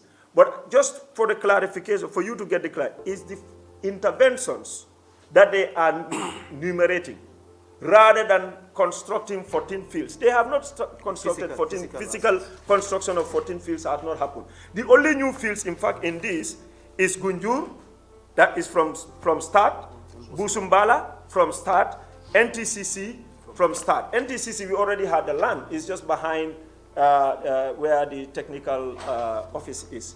So again, it is the interpretation, probably, but these are the interventions. And then I think Ismaila here gave you all the documentations. These are documentations that are signed, which clearly spelled out some of these things. But again, I know you are a good journalist, and you know, our office is in Dakar. I am ready to provide information. So for this, I am ready to provide information to anybody, to contact them. If need be, you can even drive to Dakar and ask for FIFA office. They are there. And then ask them to explain to you, because this report is authored by them, what do you understand, your understanding of the 14 pitches, and for them to give you an explanation. Because it's the role of the journalist to make us understand things that we don't understand. So I think I have answered that question. Ismaila, do a quick one. Yeah, it's okay. Okay, thank you very much, Brother Gajaga. Just like you mentioned, I have indicated these 5 regional fields did not even take up. So that's your difference. You understand? That's the regional fields. Yes. Can you go into specifics for which regions? Upper region, the upper region was supposed to have, each of them were supposed to have one grass field with a perimeter fence. URR, CRR, LRR, NBR, CCR. During these applications, 3 regions had their documentation done. But other 2 regions, if I can remember, I think CRR, they had an issue. That's why up to now this cannot take off, because it's part of the milestone that is required to ensure this project starts. That's why I mentioned about our land demarcation issue, challenges we have. Like example, you remember Serekunda East, Serekunda Central. The pitch was supposed to be there. It did not happen because what happened, when we went to lay the foundation ceremony, the owner popped up. Regardless, we had the documentation we have submitted, the owner popped up, and that project was now shifted to back out. So similar situation, that is why these regional fields could not go. It's about the lack of documentation, because FIFA cannot spend funds to those grounds when they don't have. And secondly, to help you to show that 14 pitches is not possible for us to implement. Even the total approval for field is, you can see from your report, is $2 million. Yes, but what we actually received for projects was $1.3 million from the period 2016 to 2018. And it's like I was saying, the time the project also were approved was 2016. But the project implementation fund first came in 2018. That's why we have difference between approval and disbursement. They can approve the project, fine, said yes, we agreed on your proposals, but the following milestone must be attained. They have criteria, like I said, the MOU between you and the local authorities. It can be regional governors or the sports committees in the various regions that are responsible to the fields. For example, we know the issue that was mounted in Brikama. 2 ownerships surfaced when it was time to sign. If native of Brikama are here, they know what I mean. We all understand. These 2 ownerships, when they surfaced, we could not sign. That also affected the delay of the final project, which I saw was the 019 SOA. Equally, Serekunda East. Serekunda East, there was a change in leadership. The previous committee which was there, that when we started the first project, that was 2016 proposal project, was different from when the 2018 project came in. When it was approved, now a new executive was in place. The new executive did not sign at that point in time, up to of recent. But you can also counter-check with all these committees that I'm referring to. Thank you. So this is the challenge for us to understand. Thank you. Next. And equally, Let's take another Yes. question. Yeah, Amadi. A fictitious website, call it FIFA.com. You can do that, you know. But I wanted to get it from him, her rather. And she sent me the report and I went through it. The first thing I said, where are the 14 pitches that you have built in the Gambia? And then she made it clear that the way the charts, the way the graph, they explain it, has, even at their level, it has caused. So this is not happening only here in the Gambia. It has caused people to ask questions. Because Gambia is 14, but Nepal 38. 38 new fields from start to finish. It doesn't make sense. Nobody can, you cannot comprehend it. So I think their method of reporting, especially on the graph, may also have some, there are limitations. They need to go a little bit detailed for people to understand. Because when you say 14 pitches, the direct interpretation would be, which means they build 14 pitches. But if you say 14 pitches, then they come down and then they explain to you, the areas they have intervened in. It is clearly here. They say, if they say 14 pitches, if at all it is only 14 stand-alone pitches, they will name the pitch and exactly what they did in that pitch. But you all know that lights are not in other pitches. That tells you, logically, you think they are mentioning light here, but light are in only 4 pitches in the Gambia: Banjul, Brikama, Serekunda East, and Serekunda West. That tells you that if at all the 14 pitches stands, which means light should be in all the 14 pitches. So you see their reporting has some deficiency, which they had admitted. And hence, I took the decision to say a lot of people are there, genuine, very genuine, are there, and they are clearly misunderstanding this whole thing. So I think it is time for us to go out and have a discussion with the media, because you carry our message. We are talking to the public, but through you, so that people understand that this is exactly the situation. What is saying here, because these data are subjected to interpretation also. Graphs are subjected to interpretation. But they had issue with that, because how do I know Nepal? It was herself who mentioned Nepal. Said, in fact, they had, again in Nepal, probably the stakeholders, they think that their federation, basically stuff, and then they had to contact FIFA. And then the thing also is, I made complaint about FIFA. Before you release a report about the Gambia, and they will put that into consideration. Remember, all these things are new. What Infantino is trying to do is trying to tell people the impact of Forward, what Forward has done for football. And for Gambia, Forward has done a lot for us there. We are not downplaying this in any shape or form. We are just saying that what is reported here, the way it is interpreted, is not the reality. It is our duty to explain to people that, their understanding about this thing is not what the case is. So I think that answers your question. The other one was Banjul. Banjul is a serious issue, Mr. Tamba. And I'm not going to come here and sugarcoat anything for you. We had a great disappointment in Banjul, because we made a tender for both Brikama and Banjul artificial turf. Now, we went through the same process and all of that. Unfortunately, the artificial turf that was supplied to Banjul was substandard. Unfortunately. That one, it's not GFF that did it, but GFF is responsible. Like I said to you earlier, GFF will take responsibility. We told FIFA, they saw it, they went there. The team that came, they went to Banjul, they saw it. And there are plans, we are working hand in glove. I don't want to reveal certain things, with the Banjul Sports Committee, led by Modu Musa, to work with GFF to see what we can do, probably to remove the whole artificial turf. Again, you are right, it cannot serve for another year, and the health or also the well-being of our players, they matter to us a lot. So basically, this is the plan that we have for Banjul. I must say this, the committee in Banjul are very cooperative and very understanding, Mod Musa. And I must also say that even in Serekunda East, Mr. Cham, sometimes we fight, me and him, but really, he's also, you see the grass there. But again, if we are not careful, even if you bring European standard grass, artificial turf in Banjul, if we don't reduce the number of matches there, my brother, it will not survive. So that is why, again, this may address BB's point, we need more fields, in fact.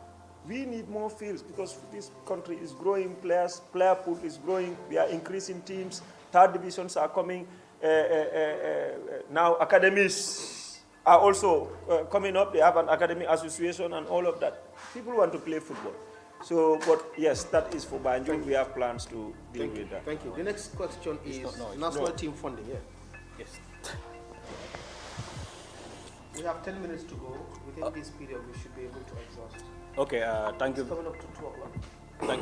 Thank you very much, Brother Tamba. Like I started, I'm not relenting. And this is why anytime I go on any platform, I said it's either you invite me or you come to my office. Because the reason being, I cannot tell people actually how far am I going in terms of my expenditure. But you have a lot of followers. Probably my followers here will be the primary stakeholders. And that will happen on every year. But you guys, you men and women in media, coming forward to gather the information that you require for the general public, will help the growth of not the federation, but football in the Gambia, because we cannot do it. We have to do it collectively. So national team, as it is concerned, it's our obligation to come. Look, if I sit on information, how would I get a help? I remember my first presentation when I said the national team, by then I paid $1,000 on our platform. I received a lot of numerous calls. They said they never knew. But equally, from the 1,000 euros, we went to 2,000 euros. How many people also knew that? Now, from that 2,000 euros, we are migrating from 2,000 euros to 5,000 euros. Can the GFF sustain that? Do we even have it? When, one, it was not even our mandate. Because national team is an outcome of development of football. So anytime we spend on the outcome of football, which is national team, that means we are suppressing the development of football. And people can sympathize, people can come forward based on the fact of having information differently from us. How many people will doubt if I sit on the GFF platform alone? If I go to another platform, maybe they will even associate that because they are related to me or they are my friends. This is why I always encourage men in sport to come forward. Because together, we will be able to move the milestone in this country. But like we are saying, you also have to understand that it takes time to change culture in offices. I am happy recently the executive, through the intervention of the Secretary General, approval are granted now for the responsible centers to respond to concern and queries. That's beautiful. This happens everywhere. Because I even see some people say, no, you are the senior finance manager, but who have the data of what is happening? There is PR component, but there is also what we call accuracy in terms of accountability and transparency. I cannot turn figures. If I give you a wrong figure, I need to provide what? The document to you. And moreover also, in addition to the fields, 2 years in areas before the field kickoffs, those variance period, those variations that have been created before when the project was approved and been implemented also, is costly to the project implementation. We have to acknowledge what was costing in 2016, and when the first fund came in 2018 to start the project, what happened? Everything changes. If you are not into construction, obviously you have a family where you were buying a bag of rice or cash power. You know actually how much it cost in 2016 and in 2018, which has a variation period with a gap of the inflation rate. This also affects the projects. Because when those things happen, you cannot go back to FIFA and tell them, I have this much variation period. It can only happen at the end of the implementation of the project. So these also are another challenges that the GFF and the contractors went through. But like we said, we learned from the first phase, which is the project of the 2016. And believe me or not, even if we have not done it 100% well, we've actually improved when we were implementing in 2022. Like I'm telling you, a project that was approved in 2018, the first remittance came in 2022 for $480,000. As we speak from that 2022 to date, we are in what? 2024. We've not received the second milestone of that fund. Are the cost of those materials required to do those jobs, are they still the same? So this is why I said our interaction and interface will definitely help not only the federation, but even the how do you call it, the public. Moreover, you, the men in sports. Today, if we have generated more income, the AFCOM is coming, for example, more income, probably the entire, the men in sports here, probably could have been all able to travel to AFCON. Right now, that question is not possible because we already see the inflow that is coming. So these are some of the things that when we don't communicate, it becomes challenging. Yeah. Thank you, Mr. Jaya. Thank you. Yes. Kelfatu. We will take 3 more questions to exhaust this session. My name is Landin Cisse from Kepa. My question is not basically going to be on the 14 Field. Yes. Okay. It's going to be on the travels, 15.7% from 2016 to 2022. Okay. Though the GFF, think that, some of the travels with the national team is unnecessary based on the money spent on it from 2016 to 20, based on the money approved from 2016 to 2022. Where's 15%? Which is about 1.6 million US dollar. If you look at the graph, some of the travels from the GFF, the money that you use on travels, 1.2. expenses, that money can be used for something else that will benefit the football of this country. Some of the travel with the national team, don't you think it is not necessary for the president of the GFF, the secretary general, the first vice president, the second vice president, everybody go and follow the national team to where they are coming? Don't you think that is unnecessary? Thank you very much. Doctor, don't come here again. Thank you very much for your question. Thank you. You are talking about the travel that is. 1 second, you are talking about the travel support of the money that is spent on FIFA for travel support. Basically, maybe you have not, like I said, maybe you have not interpreted that very well. That may not include this. This is travel support that we receive from FIFA from 2016 to now, and this travel support, like I told you, cannot even take care of one if you segment it. So, like for example, now from 2016 to now is how many years? 7. Divide this 7 by 1.3 million. Yeah. Then it will give you the travel support that GFF is receiving from FIFA. I explained that in my opening remark. This is just a token to say that is the travel, and this travel support, it comes in 2 different ways. It may be for the national team's travel, but it could also mean, when our league clubs travel now from Jara Soma to that, we give them support. So it could mean any of those things. Now, specifically, maybe your question should have just been, why is the general secretary and the president and the second vice president, or you said the first following with the national team? Anytime the general secretary travels with the national team, then the match is being hosted away. Again, I see it's good. I like this question. I'm not even any way upset about it, even though I'm in it. But it's an opportunity to explain. Anytime you see the general secretary with the national team, then the match is supposed to be here in the Gambia, and it doesn't play. You know the role of the general secretary in organizing an international match. You should have done some research on that. The general, Of course I know, but answer yes. Yes. Fantastic. General secretary is the one responsible to organize an international match. Now, for example, if I am here in the Gambia, it is the general secretary that is responsible to organize the MCM. It's the general secretary that is responsible to look after the referees and then the match commission. Now, if you are hosting your match in Morocco, for example, let me be specific. Moroccan General Secretary will not do that for you. No other person will do that for you.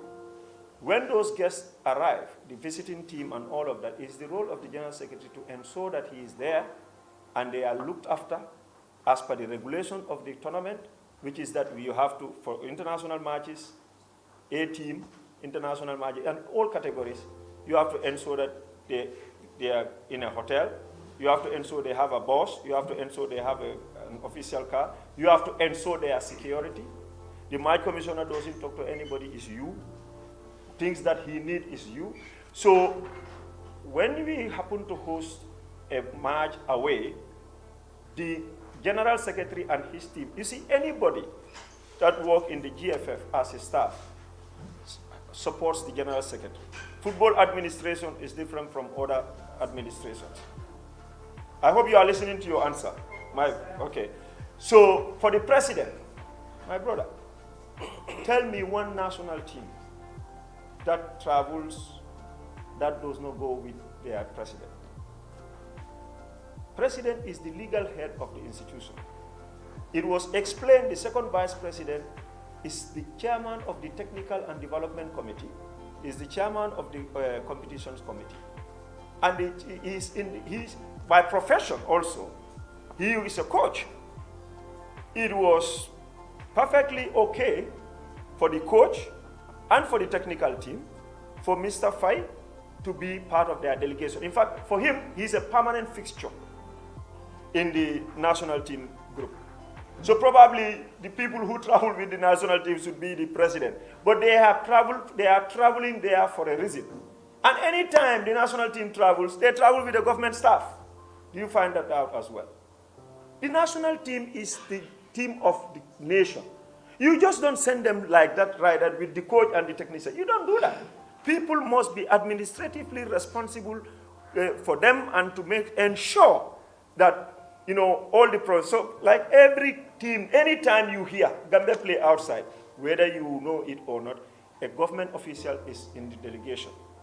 GFF president is not in all matches, but occasionally GFF president goes. Anytime you see me there, know that they are organizing, or they are there and there's a problem here, they are there, they need something here, and it needs to get to them quickly, then the general secretary sometimes get those things to them. That happened on few occasions. But to answer your question, because this is I'll see it on social media, where are they all there? But I can tell you, GFF is not a crazy organization. We have people, responsible people here. Who, well, let me finish, Libby. They are responsible people here, your name, I don't know. Landing. They are responsible people here. So they will not just put all the time, General Secretary, wow, you get into the plane. Go, it doesn't work like that. You must be there for a purpose. For example, now they are in the training camp in Saudi Arabia. I have a function here, I'm not there. But that is a training camp. It's not it's not a formal match which will require me to end so. Because if anything happens, CAF is me they will contact. It's me they communicate. Every communication you see from CAF or FIFA or WAFU for anyone, it goes through the General Secretary. It's not Lamin Jassy, it's the position. Even if I leave, another person comes, is going to have the same. So let's all pray we have our stadium. Probably you will less see me with the national team. Okay. Is it a CAF or FIFA requirement that the Football Federation presidents should follow the national team? Like the president, the vice president should follow the national team anywhere they go. Is it a requirement? No. The answer to your question is CAF doesn't care who, you know, whether the entire executive travel. But there are requirements, for example, that, like I said, in terms of every country, there are certain minimal requirements that is needed to be part of the delegation that travels with the national team. For example, I don't know whether I will tell you, you know, people here, they say, like they complain about the president traveling, general secretary. We are talking about two people because there is the president and the general secretary on occasional basis. When we play with Ivory Coast in Tanzania, their technical team is 25 people. Technical, I'm not saying players, the technical team is 25 people. I asked the team manager, because I was doing the accreditation, I just give them the normal standard, players, 30 players and 10 officials. Why are you traveling with these 25 team managers? Since that was not just the case, anywhere they go. And I can tell you, the president was there, the vice president was there, and people, you know, our stadium has not been operational for a long time. All the international matches that are played here in the Gambia, teams that come here to play, they come with their presidents. The president of the Gambia Football Federation is the head. And sometimes the president going with the national team is against his own will, but because you don't know, there are certain things we cannot reveal here. National team management is not also easy there. It's not easy. There are demands here and there. I hope maybe some of these guys who travel with us, they will tell you. It's not easy, my brother, landing. So we will have to have a figure there when tension wants to erupt, at least they'll be able to manage those crises. There's always crisis in national teams, because it's always the case. So they are not there just for the sake of it. Sometimes, in fact, I will force the president, you have to go because the situation on the ground, you have to be there. But to tell you the truth, Gambia traveled with the least delegation in Africa. In Africa. You go and see Senegal, their delegation. I don't want to get examples far away. Guinea-Bissau, these are maybe our contemporaries. Guinea, you go, try to do some research. Maybe don't take my answer for anything, but do some research and see. So yes, and tournaments is a sacrosanct. Tournaments, you cannot go to tournament and leave your general secretary and your president away. They are the key of the federation. If there is any problem, the first point of call is to the general secretary. General secretary, first point of call is to the president. You know? So they are there for a purpose, landing, and they travel there for a purpose. And the reference to the questions, let me finish. The reference to the question is the 1.3.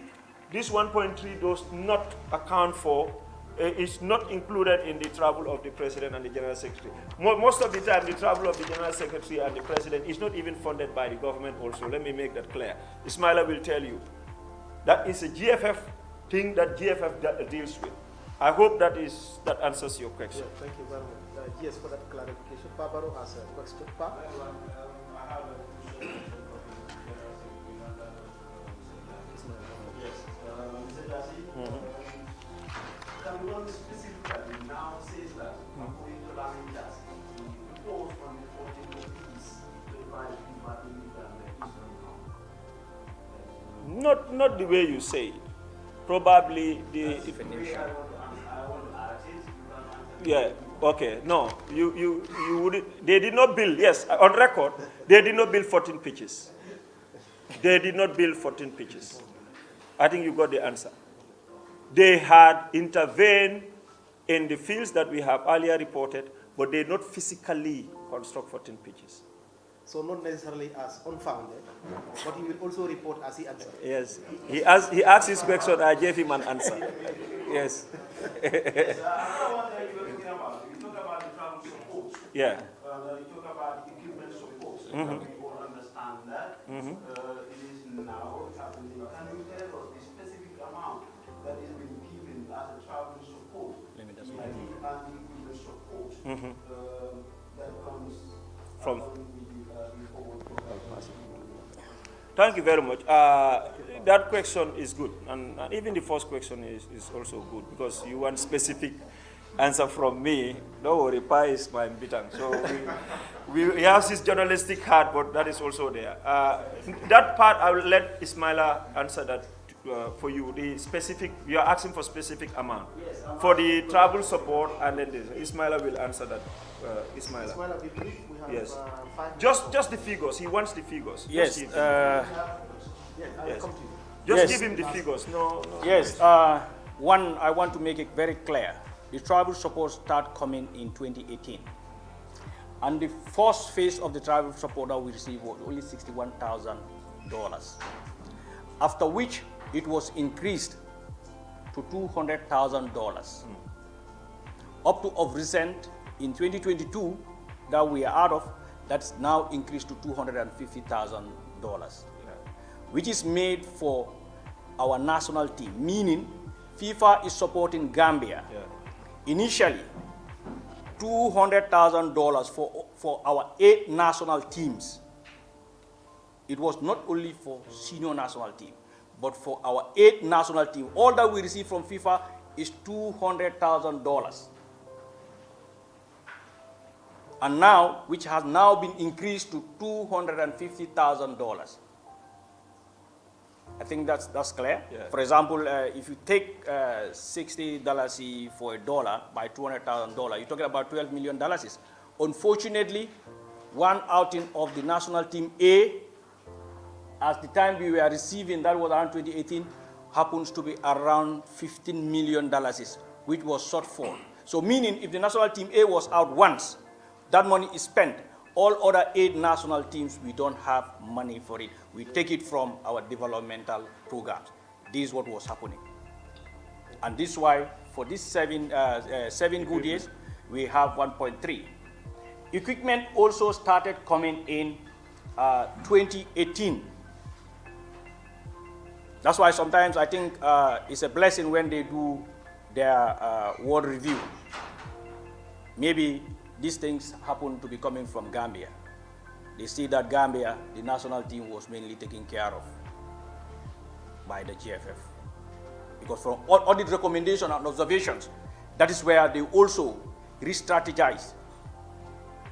Because when they see constantly Gambia is using part of its funding for the national team. Likewise, the equipment support, which also started in 2019, not 2014 or 2016, 2019. Equipment support started coming to Gambia 2019, which has a 4-year cycle. If I say 4-year cycle, that's the strategic period. So this one, $200,000, was divided into 4, meaning every year you are entitled for $50,000. And that $50,000, that is where when we have our kit sponsors, we pay part of our commitment fee to ensure that kit sponsor is being implemented.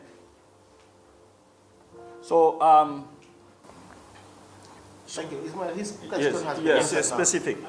It's very specific. Yes. Is it a follow-up question? Yes. Follow-up. Talking about the 2.0 now. the 2 point? The forward program. Yes, 2016. Yes. The period for the 2.0 is almost ended, and we are now moving to the 3.0. We're talking about the spending balance of $700,000 the Gambia Football Federation still couldn't have access to it. Can you tell us why you could not have access to it? Let me answer this question. You can make a follow-up, please. It's supposed to be. Okay. And when we're talking about the 3.4, when do you think the 3.4 program will start? And if it started, do you think the Gambia is in a position to have access to it? Thank you, Pa. Fair questions.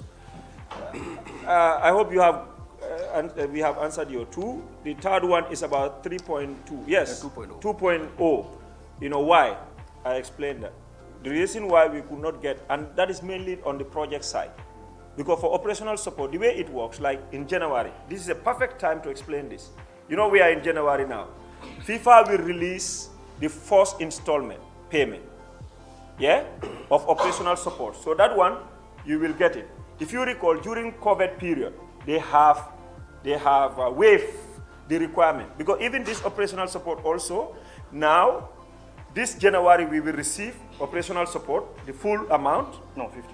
The operational support, full amount of the operational support. No, 50%. 50% of the operational support, thank you. 50% of the operational support we will get. But now in July, another 50% is due. Before we get that, there are conditions that we need to meet. So the condition that they had waived during COVID, c'est vrai, no more. Now then for example, we have to play 90 league matches. We have to play, I know you are favored with this because you read this stuff. That part I know. 90 matches, you have to play 4, national team have to play 4 matches, women have to play this number of matches, and so on and so on. You know, after this, I am going to send, I promise you all of this, I'm going to send BB the forward regulation. He will send it in your, I think you have a group, the Sport Journalists Association group. I want everyone to have the FIFA regulation. It's important that you read it. Maybe I'll forward it to you, you can forward it. It's in chapter. So basically, we could not receive this money because even though the projects are approved, we will have to do a report to say the amount of work we have done. And FIFA will quantify that. Like the consultant will say, this is the amount of work done, and this is the money that we think had done this work. It comes to this guy, he bring it to me, I send it to FIFA, FIFA send it to consultant. Consultant now will check, okay, they said they did 30%, and 30% amount to this. So now, because they completed 30%, we need to pay 40%. We couldn't get that progress report because we are stalled in the implementation. You understand what I'm making? Now, these are the reasons, the core reasons of the results of the lens of the project. It's not that somebody is chopping the money somewhere. like others will say.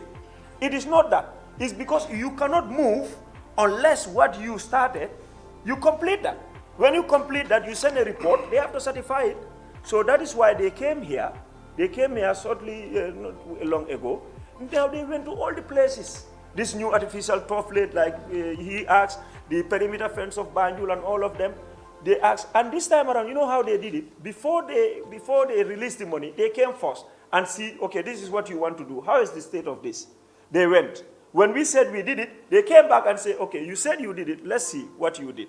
But I'm not going to sit here and try to precinct the GFF because maybe others will say I work for them. But maybe this guy can tell you. You know what FIFA said?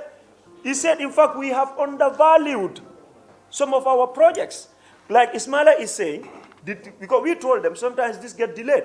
And variation. We all know the price increase that happened, not even to but food commodities. That we are undervaluing some of our things, and this is why we are facing some of the problems, contrary to what people are saying. So I think that answers your question. Forward 3.0 has comments. We have signed a contract of agreed objective with FIFA of the areas that we want to intervene in for the next 4 years. So we are hoping that, and then the money, just to tell you, we don't lose the 7 something, because we are not the only country. I don't want to name countries here, but I only hope people do research in other places. Maybe you want to do research and find out how many projects did Nigeria implement from FIFA Forward. Try and find out. To date. So if you find this thing out, you will say, even though, Gambia weak, but for us, in fact, we don't have a choice. Without FIFA Forward, we will not exist. Without FIFA Forward, GFF will not exist. So this is something, it's our treasure. It's our treasure. It's something that we don't do. So it started, and then now the requirements are going to kick in straight away. So which means you don't get that forced payment for free anymore.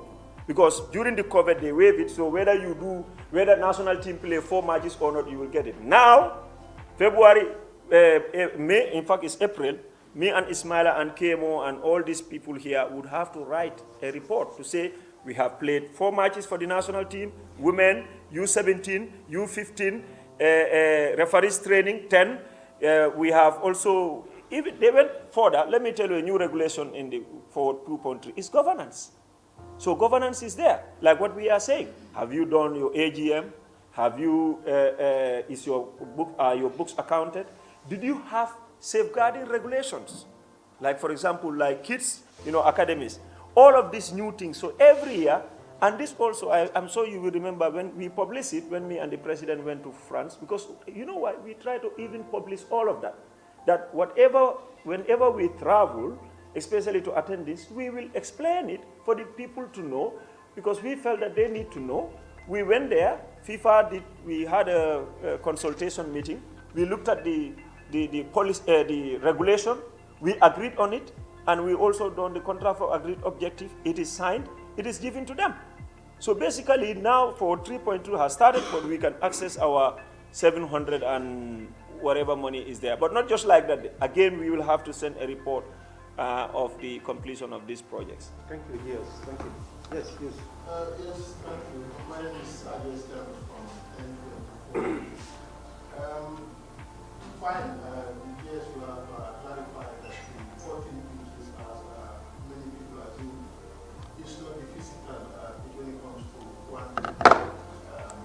It talks about the number of times you intervene with people, 14 times, and the point is here that you can.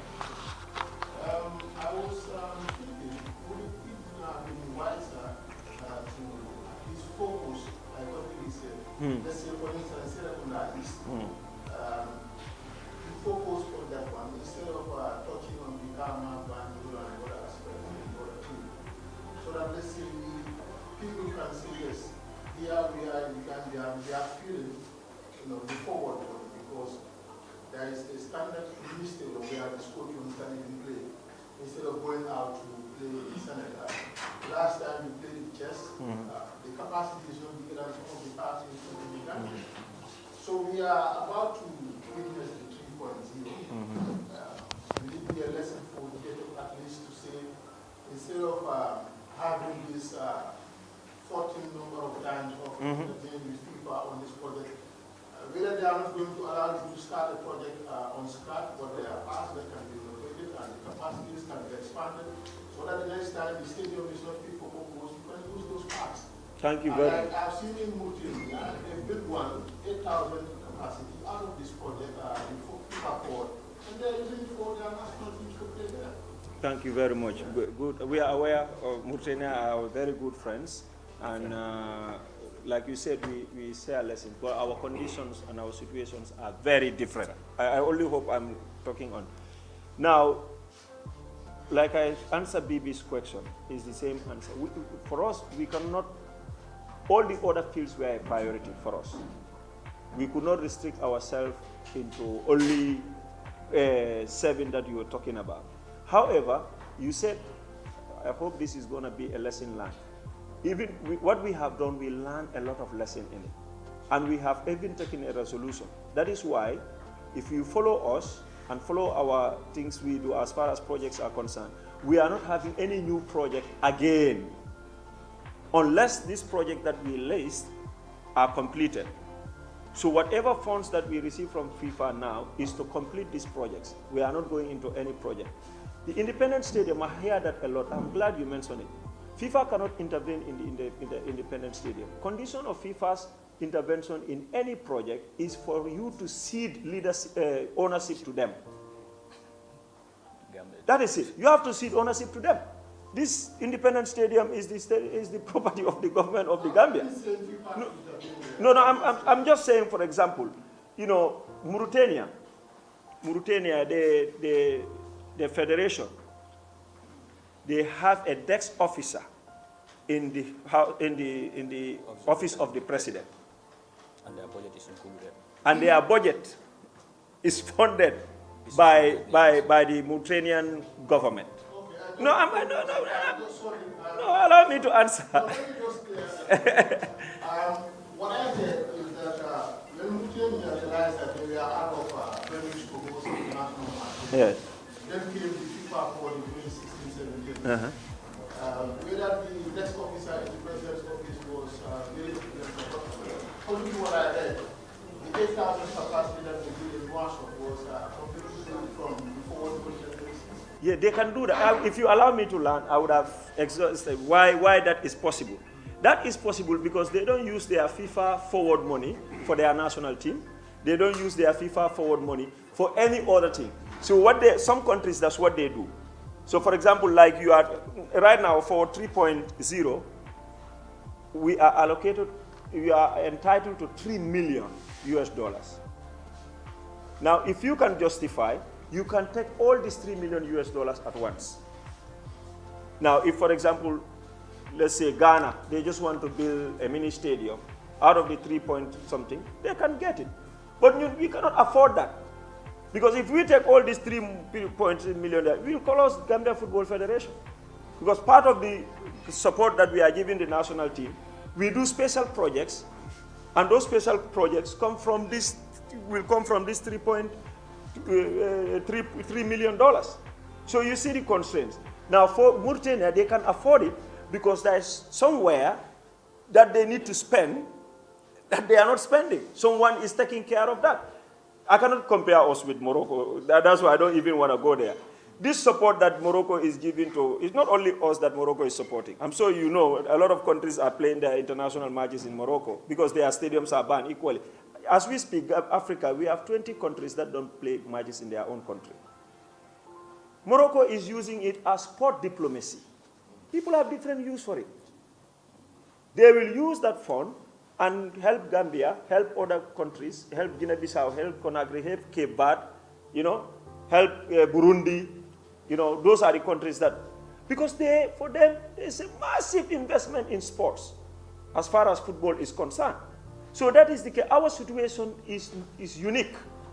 So that is why the pick and choose is not available to us. We can do it, but the consequences of the pick and choose will be more dire than what we are doing now.